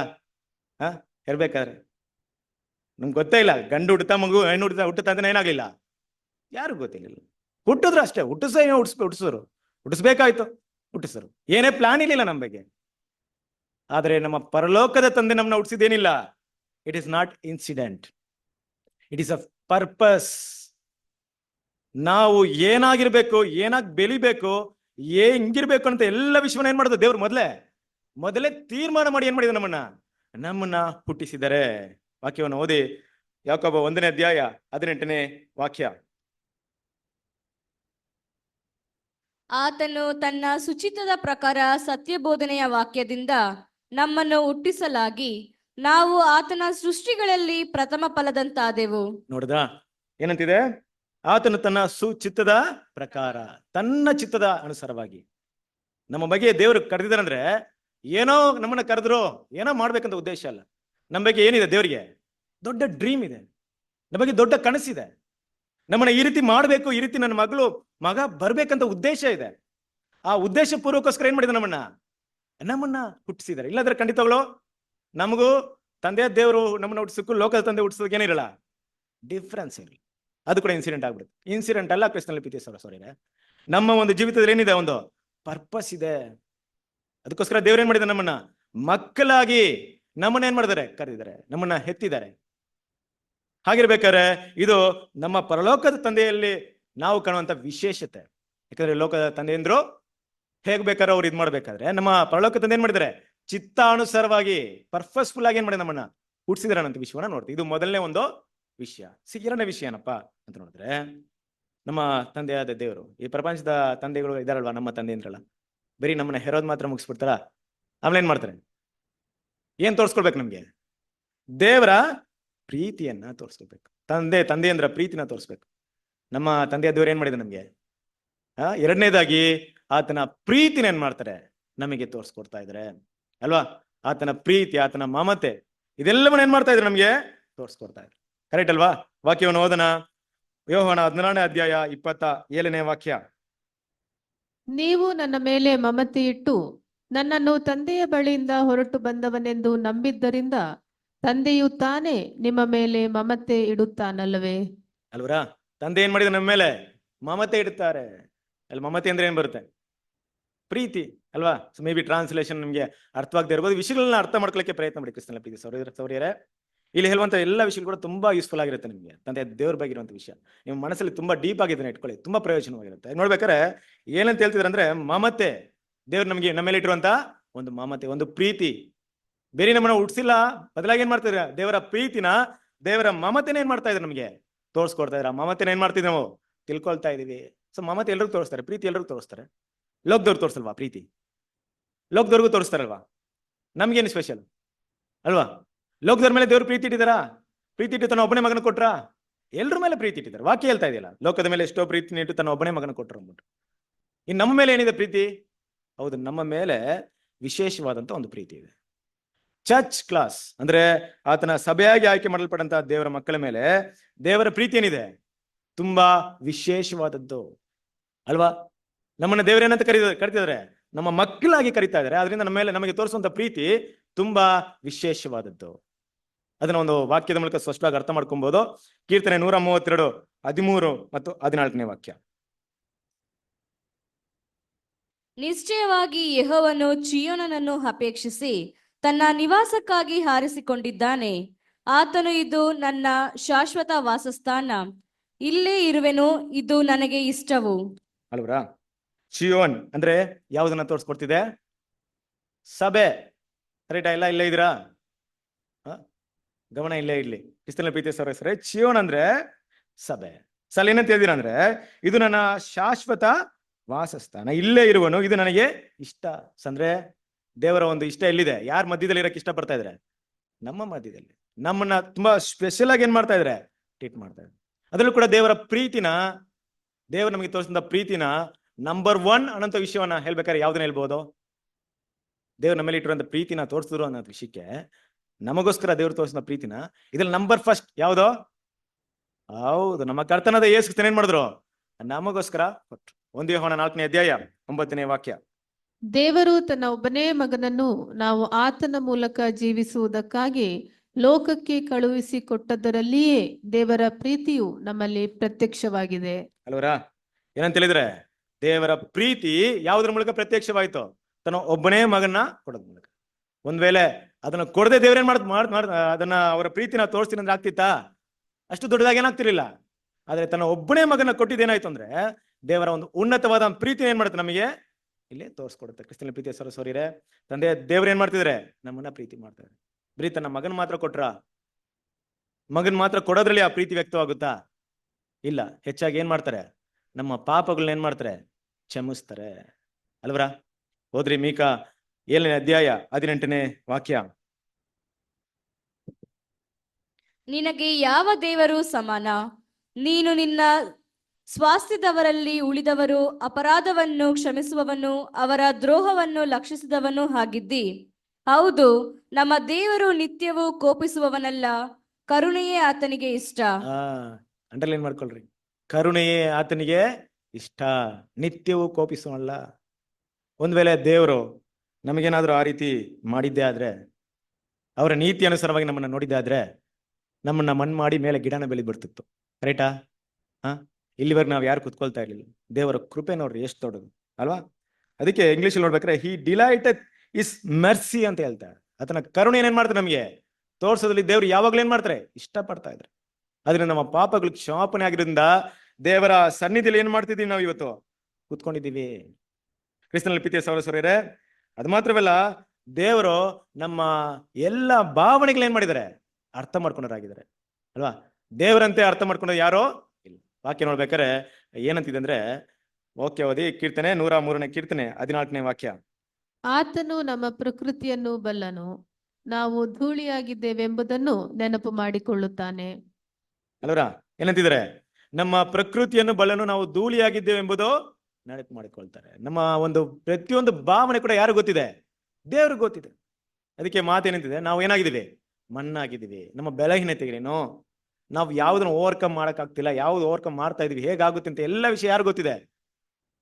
ತಂದೆಯದ ದೇವ್ರಿಗೆ ಗೊತ್ತಿದೆ. ಅದಕ್ಕೆ ನಾವೆಲ್ಲ ನಿದ್ದೆ ಮಾಡೋ ಕಾಣಿಸ್ತಿದೆ ನನಗೆ ಅಲ್ವಾ? ಅದಕ್ಕೆ ನಿಮ್ಗೆ ಸ್ಟೋರಿ ಹೇಳ್ತೀನಿ ಕೇಳ್ರಿ ಶಾರ್ಟ್ ಆಗಿ, ಮತ್ತೆ ಎಲ್ಲಟಿಗೆ ಬನ್ರಿ. ಒಂದ್ಸರಿ ಏನಾಗುತ್ತೆ, ಒಂದು ದಾರಿಯಲ್ಲಿ ಹೋಗ್ತಿರ್ಬೇಕಾದ್ರೆ ಒಂದು ಕಾರ್ ಇರುತ್ತೆ, ಒಂದು ಒಳ್ಳೆ ಕಾರ್ ಅಂತ ಇಟ್ಕೊಳ್ಳಿ, ಹೈ ಕ್ಲಾಸ್ ಕಾರ್. ಆ ಕಾರ್ ಏನಾಯ್ತು ಅಂದ್ರೆ ಅದನ್ನ ಓಡಿಸ್ಕೊಂಡ್ ಬಂದಂತ ವ್ಯಕ್ತಿ ಏನ್ ಮಾಡ್ತಾನೆ, ಅದನ್ನ ಸೆಂಟ್ರಲ್ ರೋಡಲ್ಲಿ ನಿಂತೋಗಿರುತ್ತೆ, ಕೆಟ್ಟೋಗಿರುತ್ತೆ. ಅವಾಗ ಏನ್ ಮಾಡ್ತಾನೆ ಆ ವ್ಯಕ್ತಿ, ಅದನ್ನ ಮೆಕ್ಯಾನಿಕ್ನ ಕರೆದು ಆ ಕಾರ್ನ ರೆಡಿ ಮಾಡಕ್ಕೆ ಟ್ರೈ ಮಾಡ್ತಾರೆ. ಯಾರೇ ಬಂದ್ರೆ ಏನ್ ಮಾಡಲ್ಲ, ಕಾರು ರೆಡಿ ಆಗಲ್ಲ ಅಲ್ವಾ. ಇನ್ನೊಬ್ರು ಯಾರನ್ನ ಕರೆಸ್ತಾನೆ, ಯಾರು ಬಂದ್ರೆ ಏನ್ ಮಾಡಕ್ಕಾಗಲ್ಲ, ಆ ಕಾರ್ ರೆಡಿನೇ ಆಗ್ತಿಲ್ಲ. ಆಯ್ತು ಅಂದ್ಬಿಟ್ಟು ಏನ್ ಮಾಡ್ತಾನೆ, ಆಫೀಸ್ಗೆ ಫೋನ್ ಮಾಡಿ, ಕಾರ್ ಕಂಪನಿಗೆ ಫೋನ್ ಮಾಡಿ ಎಲ್ಲರೂ ಕರೆಸ್ತಾನೆ. ಅಲ್ಲಿ ದೊಡ್ಡ ದೊಡ್ಡ ಮೆಕ್ಯಾನಿಕ್ನ ಕರೆಸ್ತಾರೆ. ಅವರೆಲ್ಲ ಬರ್ತಾರೆ, ಚೆಕ್ ಮಾಡ್ತಾರೆ, ಏನ್ ಮಾಡ್ತಾರೆ, ಏನು ಮಾಡಕ್ಕಾಗ ಹೊರಟೋಗ್ಬಿಡ್ತಾರೆ. ಏನೇ ಮಾಡಿದ್ರು ಆಗ್ಲಿಲ್ಲ. ಕೊನೆಗೆ ಕಂಪನಿಗೆ ಫೋನ್ ಮಾಡಿ, ಈ ತರ ಕಾರ್ ನನ್ ಕೊಟ್ಟಿದ್ರ, ಕಂಪನಿನ ಕಾರ್ನ ವಾಪಸ್ ಮಾಡಿ ಅಂದಾಗ, ಇರಪ್ಪ ಕೊನೆಗೆ ಒಂದು ವ್ಯಕ್ತಿ ಕಳಿಸ್ತೀನಿ ಅಂತ ಕಳಿಸ್ತಾರೆ. ಆ ವ್ಯಕ್ತಿ ಬರ್ತಾನೆ, ಅಲ್ಲಿಂದ ಬೇಗ ಇಟ್ಕೊಂಡು ನೋಡಿದ್ರೆ ಆ ವ್ಯಕ್ತಿ ನೋಡಕ್ಕೆ ಏನೋ ಸಾಧಾರಣ ವ್ಯಕ್ತಿ ತರ ಕಾಣಿಸ್ತಾನೆ. ಇವನೇನ್ ಮಹಾ ಮಾಡ್ಬಿಡ್ತಾನೆ ತಿಳ್ಕೊಂಬಿಟ್ರೆ, ಆ ವ್ಯಕ್ತಿ ಬಂದು ಏನ್ ಮಾಡ್ತಾನೆ, ಕಾರ್ನ ತೆಗಿತಾನೆ, ಏನೋ ಒಂದು ಮುಟ್ತಾನೆ ಅಷ್ಟೇ, ಕಾರ್ ಸ್ಟಾರ್ಟ್ ಆಗ್ಬಿಡುತ್ತೆ. ಕೇಳ್ತಾರೆ, ಏನಪ್ಪಾ ಇಷ್ಟು ಜನ ಬಂದ್ರು ಏನು ಮಾಡಕ್ಕಾಗ್ಲಿಲ್ಲ, ನೀನ್ ಮಾತ್ರ ಹೇಗೆ ಸ್ಟಾರ್ಟ್ ಮಾಡ್ಬಿಟ್ಟೆ ಅಂತ ಕೇಳಿದ್ರೆ, ಈ ಕಾರ್ನ ಕಂಡಿಡಿದಿದೆ ನಾನೇ ಅಲ್ವಾ. ಹಾಗೆ ನಮ್ಮ ದೇವರಿಗೆ ಗೊತ್ತು ನಮ್ಮ ಬಗ್ಗೆ. ಯಾಕೆ? ನಮ್ಮನ್ನ ಸೃಷ್ಟಿ ಮಾಡಿದವರು, ರೈಟ್ ಅಲ್ವಾ. ನೋಡಿ ಪಾಯಿಂಟ್ ಎಲ್ಲ ಇಲ್ಲ, ನಿಮ್ಗೋಸ್ಕರ ಹೇಳ್ಬೇಕಾಯ್ತು. ಇಲ್ಲಿ ಕ್ರಿಸ್ತನಲ್ಲಿ ಪ್ರೀತಿಯ ಸಹೋದರರೇ, ಹಾಗಾಗಿ ನಮ್ಮ ದೇವ್ರು ಏನ್ ಮಾಡ್ತಾ ಇದ್ರಂದ್ರೆ, ನಮ್ಮ ಎಲ್ಲಾ ಭಾವನೆಗಳನ್ನ ಅರ್ಥ ಮಾಡ್ಕೊಂಡವರಾಗಿದ್ದಾರೆ. ಎಫೆಸದವರಿಗೆ 2ನೇ ಅಧ್ಯಾಯ 4ನೇ ವಾಕ್ಯ. ಆದರೆ ಕರುಣಾನಿಧಿಯಾಗಿರುವ ದೇವರು ನಮ್ಮ ಮೇಲೆ ಮಹಾ ಪ್ರೀತಿಯನ್ನಿಟ್ಟು ಅಪರಾಧಗಳ ದೆಸೆಯಿಂದ ಸತ್ತವರಾಗಿದ್ದ ನಮ್ಮನ್ನು ಕ್ರಿಸ್ತನೊಂದಿಗೆ ಬದುಕಿಸಿದನು. ಅಲ್ವರಾ. ನೋಡಿ ವಾಕ್ಯಗಳೆಲ್ಲ ಎಷ್ಟು ಚೆನ್ನಾಗಿದೆ ನೋಡಿ. ಕ್ರಿಸ್ತನ ಪ್ರೀತಿ ಸರ್ ಮಹಾಪ್ರೀತಿ ಅಂತೆ. ಏನಂತ ಬಂದಿದೆ? ಮಹಾಪ್ರೀತಿ. ಎಷ್ಟು ದೊಡ್ಡ ಪ್ರೀತಿನ ದೇವ್ರ ನಮ್ಮ ಮೇಲೆ ಇಟ್ಟಿದ್ದಾರೆ. ಇದು ದೇವರು ನಮಗೆ ತೋರಿಸಿದ 2ನೇ ವಿಷಯ. 3ನೇ ವಿಷಯ ಅಲ್ವಾ, ಒಂದು ತಂದೆ ಒಂದು ಮಕ್ಕಳಿಗೆ ಯಾವಾಗ್ಲೂ ತಂದೆ ಆಗಿದ್ರೆ ಆಗ್ಬಿಡುತ್ತಾ? ಯಾವ ಕಾಲದಲ್ಲಿ ಏನಾಗಿರ್ತೀನಿ, ತಂದೆ ಆಗಿರ್ತೀನಿ ಅಂದ್ರೆ ಆಗುತ್ತಾ? ಕೆಲವೊಂದು ಟೈಮಲ್ಲಿ ಏನಾಗುತ್ತಂದ್ರೆ, ಮಕ್ಕಳನ್ನ ನಾವೇನೋ ಗದರಿಸ್ಬಿಟ್ರೆ ಏನಾಗ್ಬಿಡುತ್ತೆ, ಅಲ್ಲಾಗುವಂತ ಸಮಸ್ಯೆಗಳು ನಮ್ಗೆಲ್ಲ ಗೊತ್ತಿದೆಯಲ್ವಾ, ಕಷ್ಟ ಆಗ್ಬಿಡುತ್ತೆ. ಇದನ್ನ ಮಾಡು ಅದನ್ನ ಮಾಡಂದ್ರೆ ಏನ್ ಮಾಡಲ್ಲ ಮಕ್ಕಳು, ಮಾಡಲ್ಲ, ಕೋಪ ಮಾಡ್ಕೊಂಡ್ಬಿಡ್ತಾರೆ. ಏನಾಗ್ಬೇಕು ಅವ್ರಿಗೆ ಒಬ್ಬ ಫ್ರೆಂಡ್ಲಿ ಆಗ್ಬೇಕಂದ್ರೆ ಅವರ ಸಂಗಾತಿ ತರ ಆಗ್ಬೇಕು, ಅವ್ರ ಜೊತೆಗಿರೋರ್ ತರ ಆಗಿರ್ಬೇಕು ಅಲ್ವಾ. ಅವ್ರ ಕ್ಲೋಸ್ ಆಗಿ ಹೋಗ್ಬಿಟ್ಟು ಏನ್ ಮಾಡ್ತಾರೆ, ಇದ್ ಮಾಡು ಅಂತ ಹೇಳಿದ್ರೆ ಮಾಡಲ್ಲ, ಅಂದ ಮಾಡಪ್ಪ ಅಂತ ಹೇಳಿದ್ರೆ ಏನ್ ಮಾಡ್ತಾರೆ. ನೋಡ್ರಿ ಹೇಗಿರುತ್ತೆ, ಮಾತು ಒಂದೇ ವಿಷಯಗಳಿದ್ರು ಮಾತಾಡುವಂತ ವಿಷಯಗಳು ಏನಾಗುತ್ತೆ, ಎಲ್ಲ ಭಿನ್ನಾಭಿಪ್ರಾಯ ಇರುತ್ತೆ. ನಮ್ಮ ತಂದೆಯ ದೇವರು ಹಾಗೆ ಇದ್ದಾರೆ. ಕ್ರಿಸ್ತನ ಪ್ರೀತಿಯ ಸಹೋದರರೇ, ನಮ್ಮ ತಂದೆಯ ದೇವ್ರು ನಮ್ಗೆ ಒಳ್ಳೆ ಸಂಗಾತಿಯಾಗಿ, ಒಳ್ಳೆ ಫ್ರೆಂಡ್ ಆಗಿರಕ್ಕೆ ಏನ್ ಮಾಡ್ತಾರೆ, ಇಷ್ಟಪಡ್ತಾರೆ. ಆ ರೀತಿ ನಮ್ಮ ಜೊತೆ ನಡ್ಕೊಳಕ್ಕೆ ಏನ್ ಮಾಡ್ತಾರೆ, ಇಷ್ಟಪಡ್ತಾರೆ.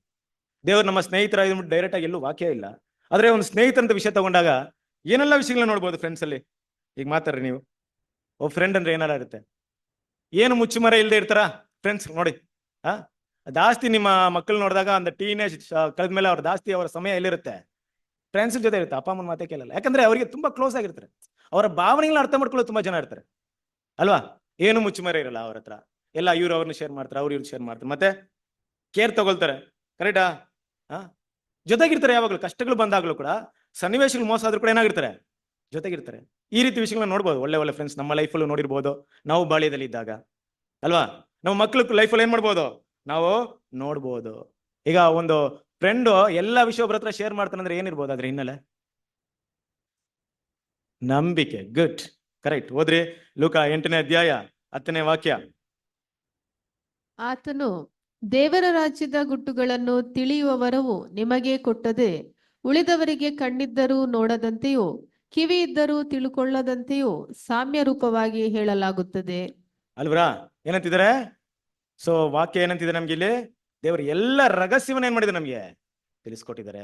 ಫ್ರೆಂಡ್ ಆಗಿ ಅಲ್ವಾ, ನಮ್ಗೆ ಯಾವ್ದು ಕೂಡ ಮುಚ್ಚುಮರೆ ಮಾಡಿಲ್ಲ. ಯಾಕಂದ್ರೆ ನಮ್ಮ ಮೇಲೆ ಅಷ್ಟೊಂದು ನಂಬಿಕೆನ ದೇವ್ರು ಏನ್ ಮಾಡಿದ್ದಾರೆ, ಇಟ್ಕೊಂಡಿದ್ದಾರೆ. ಮತ್ತೆ ಏನ್ ಮಾಡ್ತಾರೆ, ಕೇರ್ ಮಾಡ್ತಾರೆ ನಮ್ಮ ಮೇಲೆ. ಕೇರ್ ಮಾಡ್ತಾರೆ. ಎಷ್ಟು ಮಟ್ಟಿಗೆ ಕೇರ್ ಮಾಡ್ತಾರೆ? ಮತ್ತೇನು ಸುವಾರ್ತೆ 10ನೇ ಅಧ್ಯಾಯ 29 ಮತ್ತು 30ನೇ ವಾಕ್ಯ ಓದ್ಬಿಡಿ. ದುಡ್ಡಿಗೆ 2 ಗುಬ್ಬಿಗಳನ್ನು ಮಾರುವುದುಂಟಲ್ಲ, ಆದರೂ ನಿಮ್ಮ ತಂದೆಯ ಚಿತ್ತವಿಲ್ಲದೆ ಒಂದಾದರೂ ನೆಲಕ್ಕೆ ಬೀಳದು. ನಿಮ್ಮ ತಲೆ ಕೂದಲುಗಳು ಸಹ ಎಲ್ಲವೂ ಎಣಿಕೆ ಆಗಿವೆ. ಕರೆಕ್ಟ್ ಅಲ್ವಾ? ನಮ್ಮ ತಲೆ ಕೂದಲು ಏನಾಗಿದೆ, ಎಣಿಸಲ್ಪಡಿ. ದೇವ್ರು ನಮ್ಮ ಮೇಲೆ ಅಷ್ಟೊಂದು ಕೇರ್ ಇಟ್ಟಿದ್ದಾರೆ. ನಮ್ಮನ್ನ ಪ್ರತಿಯೊಂದು ಏನ್ ಮಾಡ್ತಾರೆ, ಗಮನಿಸ್ತಾರೆ ಅಲ್ವಾ. ನಮ್ಮ ಮೇಲೆ ತುಂಬಾ ಏನ್ ಮಾಡ್ತಾರೆ. ನಮ್ಮ ದೇವರು ಕೇರ್ ತಗೊಳ್ಳೋ ರೀತಿಲಿ ಯಾರು ಕೇರ್ ತಗೊಳ್ಳಲ್ಲ. ಇನ್ನು ನಮ್ಮ ಫ್ರೆಂಡ್ಸ್ಗಳನ್ನ ನೋಡ್ಬೋದು. ಕೆಲವೊಂದು ಟೈಮ್ ನಮ್ಮ ಜೊತೆ ಇರ್ತಾರೆ, ಎಷ್ಟು ದಿನ ಇರ್ತಾರೆ? ಸ್ವಲ್ಪ ದಿವಸ ಅಂದ್ರೆ ಯಾವಾಗ ಬಿಟ್ಟು ಹೋಗ್ತಾರೆ? ದುಡ್ಡಿಲ್ಲ ಅಂದ್ರೆ ಬಿಟ್ಟು ಹೋಗ್ಬಿಡ್ತಾರ. ಮತ್ತೆ ಕಷ್ಟ ಬಂದಾಗ, ನಮ್ಗೇನೋ ರೋಗ ಬಂದ್ರೆ, ಬೆಡ್ ರೆಸ್ಟ್ ಆಗ್ಬಿಟ್ರೆ, ಹೋಗಪ್ಪ ನನಗಿಲ್ದರೆ ಇರೋ ಎಷ್ಟೋ ಕೆಲ್ಸಗಳಿದೆ, ನಿನ್ ಜೊತೆಗಿರ್ಬೇಕು, ಹೋಗ್ತಾರ? ಯಾವಾಗ್ಲೂ ಇರ್ತಾರ. ಎಷ್ಟೇ ದೊಡ್ಡ ಫ್ರೆಂಡ್ ಆದ್ರೆ ಏನಾಗುತ್ತೆ ಕೆಲವೊಂದು ಟೈಮಲ್ಲಿ. ಆದ್ರೆ ನಮ್ಮ ತಂದೆಯ ದೇವರು ಯಾವಾಗ್ಲೂ ಬಿಡಲ್ಲ. ವಾಕ್ಯವನ್ನು ಓದೋಣ. ಇಬ್ರಿದವರಿಗೆ 13ನೇ ಅಧ್ಯಾಯ 5ನೇ ವಾಕ್ಯ. ದ್ರವ್ಯಾಶೆ ಇಲ್ಲದವರಾಗಿರಿ, ನಿಮಗಿರುವುಗಳಲ್ಲಿ ತೃಪ್ತರಾಗಿರಿ. ನಾನು ನಿನ್ನನ್ನು ಎಂದಿಗೂ ಕೈ ಬಿಡುವುದಿಲ್ಲ, ಎಂದಿಗೂ ತೊರೆಯುವುದಿಲ್ಲವೆಂದು ದೇವರು ತಾನೇ ಹೇಳಿದ್ದಾನೆ. ಅಲ್ವರ, ನಾನು ಎಂದಿಗೂ ನಿಮ್ಮನ್ನ ಏನ್ ಮಾಡಲ್ಲ, ಕೈ ಬಿಡೋದಿಲ್ಲ. ಎಂತ ಕಷ್ಟವಾದ ಸನ್ನಿವೇಶಗಳು ಬಂದ್ರು, ಎಂತ ಒಂದು ನಾವು ಪ್ರಾಬ್ಲಮ್ಸ್ ಇದ್ರು, ದೇವ್ರು ನಮ್ಗೆ ಜೊತೆ ಯಾವಾಗಲೂ ಏನ್ ಮಾಡ್ತಾರೆ, ಇರ್ತಾರೆ ಅನ್ನೋದು ನಾವ್ ಏನ್ ಮಾಡ್ತೀವಿ. ಈ ವಿಷಯದಲ್ಲಿ ದೇವ್ರು ನಮ್ಗೆ ತೋರಿಸಿರುವಂತ ಆ ಒಂದು ಸ್ನೇಹ ಭಾವದಲ್ಲಿ ನಮ್ ಜೊತೆ ಇರುವಂತ ವಿಷಯ ನೋಡ್ತೀವಿ. ನೆಕ್ಸ್ಟ್, ಒಬ್ಬ ತಂದೆ ಆಗಿರ್ಬೇಕಾದ್ರೆ ಮಕ್ಳಿಗೆ ಏನೆಲ್ಲ ಕೊಡ್ಬೇಕು, ಕೇಳಿದ್ದೆಲ್ಲ ಕೊಡಿಸ್ಬೇಕಾ?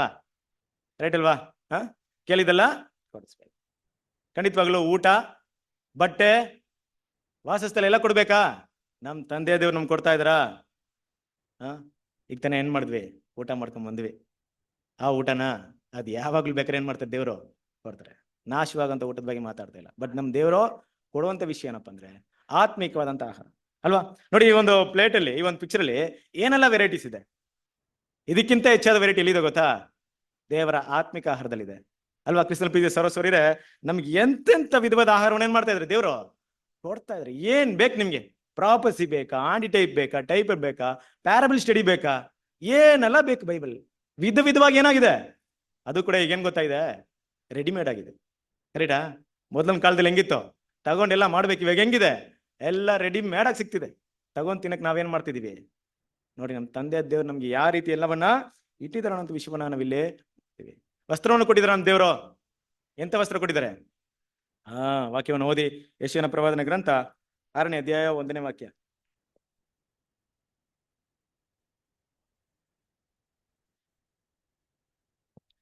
ಕರ್ತನಾದ ಯೆಹೋವನ ಆತ್ಮವು ನನ್ನ ಮೇಲೆ ಅದೆ, ಆತನು ನನ್ನನ್ನು ಬಡವರಿಗೆ ಶುಭ ವರ್ತಮಾನವನ್ನು ಸಾರುವುದಕ್ಕೆ ಅಭಿಷೇಕಿಸಿದನು. ಮನ ಮುರಿದವರನ್ನು ಕಟ್ಟಿ ವಾಸಿ ಮಾಡುವುದಕ್ಕೂ, ಸೆರೆಯವರಿಗೆ ಬಿಡುಗಡೆ ಆಗುವುದನ್ನು, ಬಂದಿಗಳಿಗೆ ಕದ ತೆರೆಯುವುದನ್ನು ಪ್ರಸಿದ್ಧಿಪಡಿಸುವುದಕ್ಕೂ. ಓಕೆ, ಇಡ್ಲಿ ಕ್ರಿಸ್ತನ ಪ್ರೀತಿ ಸರ್ ಅಂದ್ರೆ ದೇವ್ರ ಏನ್ ಮಾಡಿದ್ರೆ ನಮಗೆ ನೀತಿಯ ವಸ್ತ್ರವನ್ನು ಕೊಟ್ಟಿದ್ದಾರೆ. ಕರೆಕ್ಟ್ ಅಲ್ವಾ? ಸೊ ನೀತಿಯ ವಸ್ತ್ರ ಅಂತ ಹೇಳಿದಾಗ ಒಂದ್ ವೇಳೆ ಆ ವಸ್ತ್ರವನ್ನು ಕೊಡದೇ ಇದ್ರೆ ಏನಾಗುತ್ತೆ? ನಮ್ಮ ದೇವರ ಆ ನೀತಿ ವಸ್ತ್ರ ಕೊಟ್ಟಿರೋದ್ರಿಂದ ನಮ್ಮ ಪಾಪಗಳು ಮುಚ್ಚಲ್ಪಟ್ಟಿದೆ. ಕ್ರಿಸ್ತನ ಪ್ರೀತಿ ಸೌರಸ್ವರ್ಯರು ಇಲ್ಲಿ ನಾವೆಲ್ಲ ಕುತ್ಕೊಂಡಿದೀವಿ ಅಂದ್ರೆ ನಮ್ಮ ಅನೇಕ ಪಾಪಗಳು ಯಾರಿಗೂ ಏನಾಗ್ತಿಲ್ಲ, ಕಾಣಿಸ್ತಿಲ್ಲ. ದೇವ್ರು ಅದನ್ನ ಮುಚ್ಚಿದಾರೆ ಅಷ್ಟೇ. ಇಲ್ಲಿದ್ರೆ ನಾವು ಯಾರು ಒಬ್ಬೊಬ್ರು ಮುಖ ಕೊಟ್ಟು ಮಾತಾಡ್ತಾ ಇರ್ಲಿಲ್ಲ ಅಲ್ವಾ? ನಮ್ಮನ್ನ ಹೈಡ್ ಮಾಡಿದ್ದಾರೆ ದೇವರು. ಆತನ ನೀತಿಯ ವಸ್ತ್ರವನ್ನು ಕೊಟ್ಟು ನಮ್ಮ ಅನೇಕ ವಿಷಯಗಳು ಏನ್ ಮಾಡಿದ್ದಾರೆ, ಮುಚ್ಚಿದ್ದಾರೆ. ಅದ್ ಮಾತ್ರವಲ್ಲ, ಒಳ್ಳೆ ಬಟ್ಟೆನ ಕೊಟ್ಟು ಅದ್ರಲ್ಲಿ ಎಂಬ್ರಾಯ್ಡಿ ವರ್ಕ್ ಮಾಡಕ್ಕೆ ನಮ್ಗೆ ಅವಕಾಶ ಕೊಡ್ತಾ ಇದ್ದಾರೆ. ಏನು ಎಂಬ್ರಾಯ್ಡಿ ವರ್ಕ್? ಒಳ್ಳೆ ಕ್ಯಾರೆಕ್ಟರ್ನ ಡೆವಲಪ್ ಮಾಡ್ಕೊಳ್ರಿ, ಒಳ್ಳೆ ಗುಣಗಳನ್ನ ಬೆಳೆಸ್ಕೊಳ್ರಿ, ಚೆನ್ನಾಗಿ ಕಾಣ್ಕೊಳ್ತೀರಾ ಅಂತ ಏನ್ ಮಾಡ್ತಿದ್ದಾರೆ ದೇವ್ರು ನಮ್ಗೆ ಆ ರೀತಿಯಾಗಿ ಏನ್ ಮಾಡ್ತಾರೆ, ಎಂಕರೇಜ್ ಮಾಡ್ತಾ ಇದ್ದಾರೆ. ಕರೆಕ್ಟ್ ಅಲ್ವಾ? ನಮ್ಮ ವಸ್ತ್ರಗಳಲ್ಲಿ ನಮಗೆ ಬೇಕಾದಂತ ದೇವ್ರು ಇಷ್ಟಪಡುವಂತ ರೀತಿಯಲ್ಲಿ ಏನ್ ಮಾಡಿ ಆ ಗುಣಗಳನ್ನ ಬೆಳೆಸ್ಕೊಳ್ಳಿ ಅಂತ ದೇವ್ರು ಏನ್ ಮಾಡ್ತಿದ್ದಾರೆ ನಮ್ಗೆ ಹೇಳ್ತಾ ಇದ್ದಾರೆ. ಅದ್ ಮಾತ್ರವಲ್ಲ, ದೇವರು ವಾಸಸ್ಥಳವನ್ನು ಕೂಡ ಕೊಟ್ಟಿದ್ದಾರೆ ನಮ್ಗೆ. ಏನದು ವಾಸಸ್ಥಳ? ಓದನ ವಾಕ್ಯ 1 ಯೋಹಾನ 4ನೇ ಅಧ್ಯಾಯ 14ನೇ ವಾಕ್ಯ. ದೇವರು ನಮ್ಮಲ್ಲಿಟ್ಟಿರುವ ಪ್ರೀತಿಯನ್ನು ನಾವು ತಿಳಿದುಕೊಂಡಿದ್ದೇವೆ, ಅದನ್ನು ನಂಬಿದ್ದೇವೆ. ದೇವರು ಪ್ರೀತಿ ಸ್ವರೂಪಿ. ಪ್ರೀತಿಯಲ್ಲಿ ನೆಲೆಗೊಂಡಿರುವವನು ದೇವರಲ್ಲಿ ನೆಲೆಗೊಂಡಿದ್ದಾನೆ, ದೇವರು ಅವನಲ್ಲಿ ನೆಲೆಗೊಂಡಿದ್ದಾನೆ. ಏನ್ರಿ ವಾಸಸ್ಥಳ ನಮ್ಗೆ? ಪ್ರೀತಿಯಲ್ಲಿ ನೆಲೆಗೊಂಡಿರಿ. ಕರೆಕ್ಟಾ?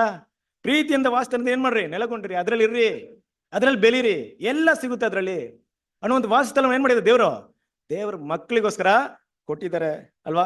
ಇದೆಲ್ಲ ಏನ್ ಮಾಡ್ತೀವಿ ಅಂದ್ರೆ ಒಬ್ಬ ತಂದೆ ಪ್ರಪಂಚದಲ್ಲಿ ಮಕ್ಕಳಿಗೆ ಏನೆಲ್ಲ ಪ್ರೊವೈಡ್ ಮಾಡ್ಬೇಕೋ ಅದನ್ನೆಲ್ಲ ಪ್ರೊವೈಡ್ ಮಾಡ್ತಾ ಇದೆ. ಓಕೆ, ನೆಕ್ಸ್ಟ್ ಪಾಯಿಂಟ್ ಹೋಗ್ಬಿಡೋಣ, ಟೈಮ್ ತುಂಬಾ ಶಾರ್ಟ್ ಇದೆ. ಓಕೆ, ನೆಕ್ಸ್ಟ್ ಪಾಯಿಂಟ್ ನೋಡ್ಬೇಕಾರೆ ಒಬ್ಬ ತಂದೆ ಏನ್ ಮಾಡ್ತಾರೆ ಮಕ್ಕಳಿಗೆ? Education and training. ಕರೆಕ್ಟಾ? ಸೊ ಇದೇ ಒಂದು ಕೆಲಸವನ್ನು ಯಾರು ಮಾಡ್ತಾರೆ? ನಮ್ಮ ತಂದೆಯ ದೇವರು. ನಮ್ಮ ತಂದೆಯ ದೇವ್ರ ಮಕ್ಕಳಿಗೆ ಏನ್ ಮಾಡ್ತಾರೆ? ದೊಡ್ಡ ಎಜುಕೇಶನ್ ಕೊಡ್ತಾರೆ. ಕ್ರಿಸ್ತನ ಪ್ರೀತಿ ಸೌರಸ್ವರ್ಯರೇ, ಒಂದು ಭೂಮಿಯ ತಂದೆ ತಗೊಂಡ್ರೆ ಮಕ್ಕಳಿಗೆ ಜಾಸ್ತಿ ತಂದೆನ ಇಡಿಸದೇ ಹೋಗುವಂತ ಸಮಯ ಯಾವ್ದು ಗೊತ್ತಾ? ಈ ಸಮಯ. ಮಕ್ಕಳನ್ನ ಟ್ರೈನ್ ಮಾಡ್ತೀನಂದ್ರೆ ರಿಸ್ಟ್ರಿಕ್ಷನ್ ಮಾಡ್ತಾರೆ ಅಲ್ವಾ? ಇಲ್ಲಿ ಹೋಗ್ಬೇಡ, ಅಲ್ಲಿ ಹೋಗ್ಬೇಡ, ಇಷ್ಟೊತ್ತಿರ್ಬೇಡ, ಮನೆಗೆ ರಿಟರ್ನ್ ಬಾ, ಅದ್ ತಗೊಳ್ಬೇಡ ಹೇಳ್ತಾರ. ಮಕ್ಳಿಗೆ ಏನ ಅನ್ಸುತ್ತೆ? ಕೋಪ ಬಂದ್ಬಿಡುತ್ತೆ ತಂದೆ ಮೇಲೆ. ಆಗದೇ ಇಲ್ಲ. ಈ ಭೂಲೋಕದ ತಂದೆಂದ್ರು ಕೆಲವೊಂದು ಟೈಮಲ್ಲಿ ಮಕ್ಕಳನ್ನ ಈ ಸನ್ನಿವೇಶದಲ್ಲಿ ಅವ್ರಿಗೆ ಕೇಳಿದ್ರೆ ಹೇಳುವಂತ ವಿಷಯಗಳೇನು ಗೊತ್ತಾ? ಕೆಲವೊಂದು ಟೈಮಲ್ಲಿ ರೆಸ್ಪೆಕ್ಟೇ ಕೊಡಲ್ಲ ಅವರಿಗೆ. ಅವನು ಅಂತಾನೆ ಯೂಸ್ ಮಾಡ್ತಾನೆ. ನಮ್ಮ ತಂದೆ ಇದ್ದಾನಲ್ವಾ, ಆ ರೀತಿ ಆಗ್ಬಿಡುತ್ತೆ. ಕರೆಕ್ಟ್ ಅಲ್ವಾ? ಬೆಲೆ ಇರಲ್ಲ ಅವರಿಗೆ. ಆದ್ರೂ ಕೂಡ ಒಬ್ಬ ತಂದೆ ಏನ್ ಮಾಡ್ತಾರೆ ಅಂದ್ರೆ ತುಂಬಾ ಜ್ಞಾನವಾಗಿ, ತುಂಬಾ ಪೇಷಂಟ್ ಆಗಿ ಅಲ್ವಾ, ಸ್ಟ್ರಿಕ್ಟ್ ಆಗಿ ಏನ್ ಮಾಡ್ಬೇಕಾಗುತ್ತೆ, ಈ ವಿಷಯಗಳನ್ನ ಮಾಡ್ಲೇಬೇಕು. ಯಾಕಂದ್ರೆ ತನ್ನ ಮಕ್ಕಳನ್ನ ಕೇರ್ ಮಾಡುವಂತ ಜವಾಬ್ದಾರಿ ತಂದೆಗೆ ಮಾತ್ರ ಏನಿರುತ್ತೆ, ಗೊತ್ತಿರುತ್ತೆ. ಹಾಗೆ ನಮ್ಮ ತಂದೆಯ ದೇವ್ರು ಏನ್ ಮಾಡ್ತಾರೆ ಅಂದ್ರೆ ಇದೇ ರೀತಿ ನಮ್ಗೆ ಬೇಸಿಕ್ ಆದಂತ ವಿಷಯಗಳನ್ನ ಕೊಡ್ತಾರೆ. ಬೇಸಿಕಲಿ ಮಕ್ಕಳಿಗೆ ಏನ್ ಮಾಡ್ತಾರೆ ಅಂದ್ರೆ ಆ ಬೇಸಿಕ್ ಟ್ರೈನಿಂಗ್ ಕೊಡ್ತಾರೆ. ನಿಮ್ಗೆ ಏನೇನ್ ಬೇಕೇನ್ ಮಾಡ್ತಾರೆ ಎಲ್ಲವನ್ನ ಕೊಟ್ಟು ಅಲ್ಲಿ ನಮ್ಮನ್ನ ನಡೆಸ್ತಾರೆ. ಫಂಡಮೆಂಟಲ್ ಡಾಕ್ಟ್ರಿನ್ಸ್ ನ ದೇವ್ರು ಕೊಡ್ತಾರೆ. ಇಬ್ರಿಯದವರಿಗೆ 6ನೇ ಅಧ್ಯಾಯ 2ನೇ ವಾಕ್ಯವನ್ನ ಓದೋದ್ ಬೇಡ. ಕ್ರಿಸ್ತನ ಪ್ರೀತಿಯ ಸಹೋದರರೇ, ಅದು ಮಾತ್ರವಲ್ಲ, ದೇವ್ರು ಏನ್ ಮಾಡ್ತಾರೆ, ಒಳ್ಳೆ ಗುಣಗಳನ್ನ ಕ್ಯಾರೆಕ್ಟರ್ ಡೆವಲಪ್ ಮಾಡ್ಬೇಕಂತ ಏನ್ ಮಾಡ್ತಾರೆ, ಪರೀಕ್ಷೆ ಮಾಡ್ತಾರೆ. ಅದಕ್ಕೆ ತಕ್ಕಾಗಿ ಎಲ್ಲ ಎಜುಕೇಶನ್ ಏನ್ ಮಾಡ್ತಾರೆ ನಮ್ಗೆ ಕೊಡ್ತಾರೆ. ಈ ರೀತಿಯ ಒಂದು ಡೆವಲಪ್ಮೆಂಟ್ ಆದಾಗ, ಈ ರೀತಿ ಕ್ಯಾರೆಕ್ಟರ್ ಡೆವಲಪ್ಮೆಂಟ್ ಆದಾಗ ದೇವ್ರ ಮಕ್ಳಿಗೆ ಯಾವ ಗುಣಗಳು ಕಾಣಲ್ಪಡ್ತೀವಿ ಗೊತ್ತಾ? ನಾವು ಸಂತೃಪ್ತಿ ಭಾವನೆಯಿಂದ ಕಾಣಲ್ಪಡ್ತೀವಿ. ಅಂದ್ರೆ ಏನೇ ಆದ್ರೂ ಸಹಿಸ್ಕೊಳ್ಳುವಂತ ಒಂದು ಸನ್ನಿವೇಶದಲ್ಲಿ ಬೆಳಿತೀವಿ. ಇನ್ನು ಸ್ಪಷ್ಟವಾಗಿ ಹೇಳಕ್ಕೋದ್ರೆ ನಮ್ಗದು ಬೇಕಾಗಿರುತ್ತೆ, ಆದ್ರೂ ಬೇಡ ಅಂದ್ಕೊಂತೀವಿ. ನಮಗೆ ಅದು ಅವಶ್ಯಕತೆ ಇರುತ್ತೆ, ಆದ್ರೂ ಸಾಕು ಅನ್ಕೊಳ್ತೀವಿ. ಸಾಕು ಅನ್ನೋಂಥ ಭಾವನೆ ಬೆಳಿತೀವಿ ಕೆಲವೊಂದು ವಿಷಯದಲ್ಲಿ ಅಲ್ವಾ. ಇದನ್ನ ದೇವ್ರೇನ್ ಮಾಡ್ತಾರೆ, ನಮಗೆ ಈ ಭೂಮಿಯಲ್ಲಿ ಒಳ್ಳೆ ಟ್ರೈನ್ ಮಾಡ್ತಾರೆ. ವಾಕ್ಯವನ್ನು ಓದಿ, ಫಿಲಿಪ್ಪಿಯದವರಿಗೆ 4ನೇ ಅಧ್ಯಾಯ 12ನೇ ವಾಕ್ಯ. ಬಡವನಾಗಿರಲು ಬಲ್ಲೆನು, ಸಮೃದ್ಧಿ ಉಳ್ಳವನಾಗಿರಲು ಬಲ್ಲೆನು. ನಾನು ತೃಪ್ತನಾಗಿದ್ದರೂ ಹಸಿದವನಾಗಿದ್ದರೂ, ಸಮೃದ್ಧಿ ಉಳ್ಳವನಾದರೂ ಕೊರತೆ ಉಳ್ಳವನಾಗಿದ್ದರೂ, ಯಾವ ತರದ ಸ್ಥಿತಿಯಲ್ಲಿರುವವನಾದರೂ ಅದರ ಗುಟ್ಟು ನನಗೆ ತಿಳಿದದೆ. ನೋಡಿದ್ರ ಇಷ್ಟು ಚೆನ್ನಾಗಿ ಕಲ್ತಿದೆ ನೋಡಿ ಅಪೊಸ್ತಲ ಪಾಲ್. ಈ ರೀತಿ ಗುಣಗಳನ್ನ ಬೆಳೆಸ್ಕೊಂಡ್ಬಿಡ್ತೀವಿ ನಾವು. ದೇವ್ರು ನಮ್ಮನ್ನ ಟ್ರೈನ್ ಮಾಡಿದೆ. ಆದ್ರೆ ಕೆಲವೊಂದು ಸನ್ನಿವೇಶದಲ್ಲಿ, ಎಂತಹ ಸನ್ನಿವೇಶದಲ್ಲಿ ಏನ್ ಮಾಡ್ಕೊಳ್ತೀವಿ, ನಾವು ಸಂತೃಪ್ತಿ ಭಾವನೆಗಳನ್ನ ಬೆಳೆಸ್ಕೊಂಡ್ಬಿಡ್ತೀವಿ. ನೋಡ್ರಿ, ನಮ್ಮ ತಂದೆ ದೇವ್ರು ಕೊಡುವಂತ ಒಂದು ಟ್ರೈನಿಂಗ್ ಅಲ್ವಾ. ಕೆಲವೊಂದು ಸಮಯದಲ್ಲಿ ನಮಗೆ ಕಷ್ಟ ಅನುಭವಗಳಿದ್ದಾಗಲೂ ಕೂಡ ಅದನ್ನ ನಾವೇನ್ ಮಾಡಲ್ಲ, ದೊಡ್ಡದಾಗಿ ತಗೊಳ್ಳಲ್ಲ. ಅದನ್ನ ಯೋಬ ಹೇಳ್ತಾರಲ್ವಾ, ಯೋಬ 13ನೇ ಅಧ್ಯಾಯ 15ನೇ ವಾಕ್ಯ. ಆಹಾ, ಆತನು ನನ್ನನ್ನು ಕೊಲ್ಲುವನು, ಅದಕ್ಕಾಗಿ ಕಾದಿರು.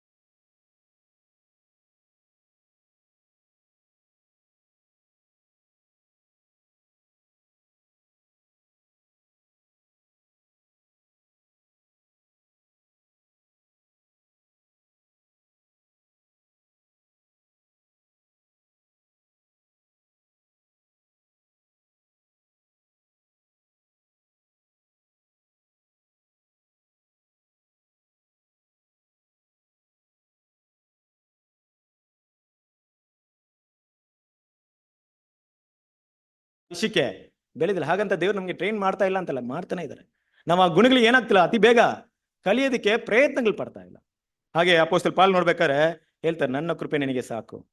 ದೇವರ ಕೃಪೆ ಇರುತ್ತೆ, ಆದ್ರೆ ಶರೀರದಲ್ಲಿ ಕಷ್ಟಗಳಿರುತ್ತೆ, ನೋವಿರುತ್ತೆ, ಎಲ್ಲವೂ ಪ್ರಪಂಚದಲ್ಲಿ ಇರುತ್ತೆ ನಮ್ಗೆ. ಆದ್ರೂ ಕೂಡ ಲೋಕದವರ ರೀತಿಯಲ್ಲಿ ನಾವೇನಾಗಲ್ಲ, ಇರಲ್ಲ. ಎಲ್ಲವನ್ನು ಸಹಿಸಿಕೊಳ್ಳುವಂತ ಭಾವನೆ, ಎಲ್ಲವನ್ನು ಸಂತೋಷವಾಗಿ ಅಂಗೀಕರಿಸುವಂತ ಭಾವನೆ, ಇಷ್ಟರ ಮಟ್ಟಿಗೆ ಏನಾಗ್ತೀವಿ ನಾವು, ಬೆಳಿತೀವಿ. ಇದು ದೇವರ ಒಂದು ದೊಡ್ಡ ಟ್ರೈನ್. ಕ್ರಿಸ್ತನ ಪ್ರೀತಿಯ ಸಹೋದರರೇ, ಹಾಗಾಗಿ ತುಂಬಾ ವಿಷಯಗಳನ್ನ ಏನ್ ಮಾಡ್ಬೋದು, ನಾವು ನೋಡ್ಬೋದು. ತುಂಬಾ ದೇವರು ನಮಗೆ ಕೊಡುವಂತ ಟ್ರೈನಿಂಗ್ ಅಲ್ಲಿ ನಾವು ಹಲವಾರು ವಿಷಯಗಳು ನೋಡ್ಬೇಕು. ಯಾಕಂದ್ರೆ ದೇವ್ರು ಏನ್ ಮಾಡ್ತಾ ಇದ್ರೆ, ಕೆಲವೊಂದು ಟೈಮಲ್ಲಿ ನಮಗೆ ಕೊಡುವಂತ ಟ್ರೈನಿಂಗ್ ಹೇಗಿರುತ್ತೆ ಅಂದ್ರೆ, ನಮ್ಗೆ ತುಂಬಾ ಕೋಪ ಬಂದ್ಬಿಡುತ್ತೆ ಅಲ್ವಾ. ಮಕ್ಳಿಗೂ ಹಾಗೆ ಕೆಲವೊಂದು ರಿಜೆಕ್ಷನ್ ಮಾಡಿದ್ರೆ ಅವ್ರಿಗೆ ನಾವು ಸ್ಟ್ರಿಕ್ಟ್ ಆಗಿ ಫಾಲೋ ಮಾಡಿದ್ರೆ ಏನಾಗುತ್ತೆ, ಕೋಪ ಬರುತ್ತೆ. ಆದ್ರೆ ದೊಡ್ಡವರಾದ್ಮೇಲೆ ಎಮೋಷನಲ್ ಟಾಕ್ ಇರುತ್ತೆ ಗೊತ್ತಾ. ಹೆಂಗಿರ್ತಾರೆ, ನನ್ನ ತಂದೆ ಅವತ್ತು ಈ ರೀತಿ ಮಾಡಿದ್ರಪ್ಪ, ಈ ರೀತಿ ಕೆಲ್ಸಗಳು ಮಾಡಿದ್ರು. ಅಲ್ಲಿವರೆಗೆ ಏನಾಗಲ್ಲ, ಆ ಸಮಯದಲ್ಲಿ ಅವ್ರಿಗೆ ಗೊತ್ತಾಗಲ್ಲ. ಈ ಸಮಯದಲ್ಲಿ ನಮಗೂ ಹಾಗೆ ದೇವರ ಒಂದು ವಿಷಯ ನಮ್ಗೆ ಏನಾಗಲ್ಲ, ನಮಗೆ ಅರ್ಥವಾಗಲ್ಲ. ನಾವೇನ್ ಮಾಡ್ತೀವಿ, ದೇವ್ರನ್ನ ಬೇರೆ ರೀತಿಯಲ್ಲಿ ನೋಡಕ್ಕೆ ಶುರು ಮಾಡ್ತೀವಿ. ಆದ್ರೆ ಒಂದು ದಿನ ಬಂದಾಗ ಏನಾಗುತ್ತೆ, ಅದು ನಮಗೆ ಸ್ಪಷ್ಟವಾಗಿ ಗೊತ್ತಾಗುತ್ತೆ. ಯಾಕಂದ್ರೆ ವಾಕ್ಯ ಹೇಳ್ಬೇಕಾದ್ರೆ ಇಬ್ರಿಯದವರಿಗೆ 2ನೇ ಅಧ್ಯಾಯ 5ನೇ ವಾಕ್ಯ. ಮಕ್ಕಳಿಗೆ ಹೇಳುವಂತೆ ನಿಮಗೆ ಹೇಳಿದ ಎಚ್ಚರಿಕೆಯ ಮಾತನ್ನು ಮರೆತು ಬಿಟ್ಟಿದ್ದೀರೋ? ಏನೆಂದರೆ, ಮಗನೇ, ಕರ್ತನ ಶಿಕ್ಷೆಯನ್ನು ತಾತ್ಸಾರ ಮಾಡಬೇಡ, ಆತನು ನಿನ್ನನ್ನು ಗದರಿಸುವಾಗ ಬೇಸರಗೊಳ್ಳಬೇಡ.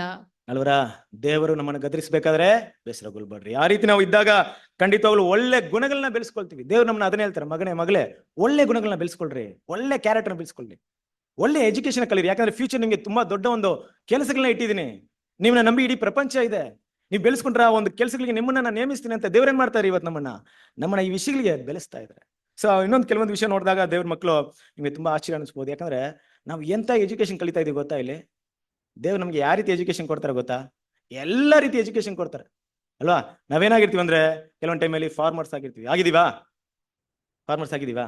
ಏನ್ ಫಾರ್ಮ್ ಮಾಡ್ತಾ ಇದೀವಿ? ದೇವ್ರ ಅಲ್ವಾ? ವಾಕ್ಯದ ಗುಣಗಳನ್ನ ಏನ್ ಮಾಡ್ತಿದೀವಿ? ಆತ್ಮಿಕ ಫಲಗಳನ್ನ ಹೊಂದೋದಿಕ್ಕೆ ಫಾರ್ಮಿಂಗ್ ಮಾಡ್ತಿದ್ವಿ, ಹಾರ್ವೆಸ್ಟ್ ಮಾಡ್ತಾ ಇದೀವಾ? ನೋಡ್ರಿ ಎಷ್ಟು ಟ್ರೈನಿಂಗ್ ಕೊಟ್ಟಿದ್ದಾರೆ ದೇವ್ರು ನಮ್ಗೆ. ಒಂದು ದೊಡ್ಡ ದೊಡ್ಡ ಪಾಸ್ಟರ್ ಮುಂದೆ ನಿಂತ್ಕೊಂಡು ಏನ್ ಮಾಡ್ತೀವಿ? ದೇವ್ರ ವಾಕ್ಯ ನಾವು ಅಷ್ಟು ಮಾತಾಡ್ತೀವಿ ಅಂದ್ರೆ ನಮ್ಮ ಧೈರ್ಯ ಎಷ್ಟು ಮಟ್ಟಿಗೆ ಇರ್ಬೇಕು? ದೇವ್ರು ಕೊಟ್ಟಿದಾರಾ? ಇದೆಲ್ಲ ನೋಡಿ ದೇವ್ರು ನಮ್ಗೆ ಕೊಟ್ಟಿರುವಂತ ಒಂದು ವಿಷಯ ಏನಿದು? ರೆಸ್ಲಿಂಗ್, ಬಾಕ್ಸಿಂಗ್ ಕಲಿತೀವಾ? ಆ ಬಾಕ್ಸಿಂಗ್ ಅಲ್ಲ ಅಲ್ವಾ? ಯಾವ ಬಾಕ್ಸಿಂಗ್? ರಣರಂಗದಲ್ಲಿ ಯುದ್ಧ ರಂಗದಲ್ಲಿ ಏನಾಗ್ಬೇಕು? ಶತ್ರುಡನ್ನ ಹೊರಡುವಂತ ಒಂದು ವಿಷಯ. ಯೋಚನೆ ಮಾಡಿ, ನಮ್ಮ ಶತ್ರುಗಳು ಎಷ್ಟು ದೊಡ್ಡವರಾಗಿದ್ದಾರೆ ಅಂದ್ರೆ, ಸೈತಾನ ಮಾಂಸ ಅನ್ನೋದೆಲ್ಲ ಏನು ಸಾಧನ ಶತ್ರುಗಳ? ಅವ್ರ ಮುಂದೆ ಹೋರಾಡ್ಬೇಕಾದ್ರೆ ಎಷ್ಟು ಶಕ್ತಿ ಬೇಕು? ಏನಪ್ಪಾ ನಾವು ಹೋಗಿ ನಿಂತ್ಕೊಂಡ್ಬಿಟ್ಟಿದೀವಿ ಹೊರಡೆ. ಯಾರ ಮೇಲೆ ಇರುವಂತ ಧೈರ್ಯ? ನಮ್ಮ ಹಿಂದೆ ಯಾರಿದ್ದಾರೆ? ಕ್ಯಾಪ್ಟನ್ ಇದಾರೆ ಅಷ್ಟೇ ಅಲ್ವಾ? ಇಲ್ಲಿದ್ರೆ ಖಂಡಿತವಾಗ್ಲೂ ನಾವು ಜಯಿಸಕ್ಕಾಗಲ್ಲ. ಹಾಗಾಗಿ ನಮ್ಗೆ ಹಲವಾರು ರೀತಿಯಲ್ಲಿ ಟ್ರೈನ್ ಮಾಡ್ತಾರೆ ನೋಡ್ರಿ. ಸೋಲ್ಜರ್ಸ್ ಇದರ ಕ್ರಿಸ್ತನ ಸೈನಿಕನಂತ ಏನ್ ಮಾಡೋ ಸರ್ವಾಯುಧ ವರ್ಗಗಳನ್ನ ಧರಿಸ್ಕೊ ಅಂತ ಹೇಳ್ತಾ ಇದಾರೆ. ಕರೆಕ್ಟಾ? ನಾವೆಲ್ಲ ನೋಡ್ತಾ ಇದ್ವಿ. ನೆಕ್ಸ್ಟ್ ಒಂದು ಬಿಲ್ಡರ್ಸ್. ಏನ್ ಕಟ್ತಾ ಇದೀವಿ ನಾವು? ಮನೆ ಕಟ್ಟಿದೀವ ನಾವು? ಸ್ವಂತ ಮನೆ ಎಲ್ರು ಸ್ವಂತ ಮನೆ ಕಟ್ತಾ ಇದ್ರು ಪರವಾಗಿಲ್ಲ, ದೇವ್ರುಗಳಂತ ಮನೆ ಕಟ್ಬೇಕಾ? ಏನ್ ಮನೆ ಅದು? ಕ್ಯಾರೆಕ್ಟರ್ ಡೆವಲಪ್ಮೆಂಟ್ ಅಲ್ವಾ? ನಮ್ಮ ಗುಣಗಳ ಮನೆಗಳು ಏನ್ ಮಾಡ್ಬೇಕು? ಕಟ್ತಾ ಇದೀವಾ? ಅದು ಮಾತ್ರ ಅಲ್ಲ, ಕ್ರಿಸ್ತನ ಪ್ರೀತಿ ಸಹೋದರರೇ, ದೇವ್ರು ನಮ್ಮನ್ನ ಒಳ್ಳೆ ಜಡ್ಜ್ ಆಗಿ ಮಾಡ್ತಾರೆ ಅಲ್ವಾ? ನ್ಯಾಯವನ್ನು ತೀರಿಸುವ ಹಾಗೆ ಬರುವಂತ ಲೋಕಕ್ಕೆ ಏನ್ ಮಾಡ್ಬೇಕು? ನ್ಯಾಯವನ್ನ ತೀರಿಸುವಂತ ಒಂದು ಜವಾಬ್ದಾರಿನ ಕೊಡ್ತಾ ಇದ್ದಾರೆ. ನೋಡ್ರಿ ಎಷ್ಟು ಟ್ರೈನ್ ಕೊಡ್ಬೇಕು ನಮ್ಗೆ ಅಲ್ವಾ? ಒಂದು ಒಳ್ಳೆ ಟೀಚರ್ ಆಗಿ ಮಾಡ್ತಾ ಇದ್ರು ನಮ್ಗೆ. ಎಷ್ಟು ನೋಡ್ರಿ ಇವತ್ತು ನಾವು ಹಿಂಗ್ ನಿಂತು ಮಾತಾಡ್ತಿದ್ವಿ. ನಾವೇನೋ ಓದಿದೀವಾ? ನಾವೇನೋ ಬೈಬಲ್ ಕಾಲೇಜ್ ಓದಿದೀವಾ? ಕ್ರಿಸ್ತನ ಪ್ರೀತಿ ಸಹೋದರರೇ, ಎಷ್ಟು ಸಹೋದರ ಮಾತಾಡಿದ್ರಿ ಇವತ್ತು? ಎಷ್ಟು ಸಹೋದರಿ ಏನ್ ಮಾಡ್ತೀರಾ? ಮಾತಾಡ್ತೀರಾ? ಯಾರಾದ್ರೂ ಸ್ಟಡಿ ಮಾಡಿದ್ರಾ? ಏನು ಮಾಡಿಲ್ಲ. ಅದ್ರ ಕೂಡ ಹೆಂಗ್ ಓದ್ತೀರಾ? ಯಾರು ಟ್ರೈನಿಂಗ್ ಕೊಡ್ತಾರದು? ದೇವ್ರು ಏನ್ ಮಾಡ್ತಾ ಇದಾರೆ? ಟ್ರೈನಿಂಗ್ ಕೊಡ್ತಾ ಇದಾರೆ. ಮತ್ತೆ ಓಟವನ್ನು ಓಡ್ಬೇಕು. ಓಡ್ತಾ ಇದೀವಾ? ನಮ್ಮೇನೋ ಒಲಿಂಪಿಕ್ ಓಟ ಅಲ್ಲ ನಾವು ಓಡ್ತಾ ಇರೋದು, ಅದು ಸ್ಮೂತ್ ಆಗಿರುತ್ತೆ.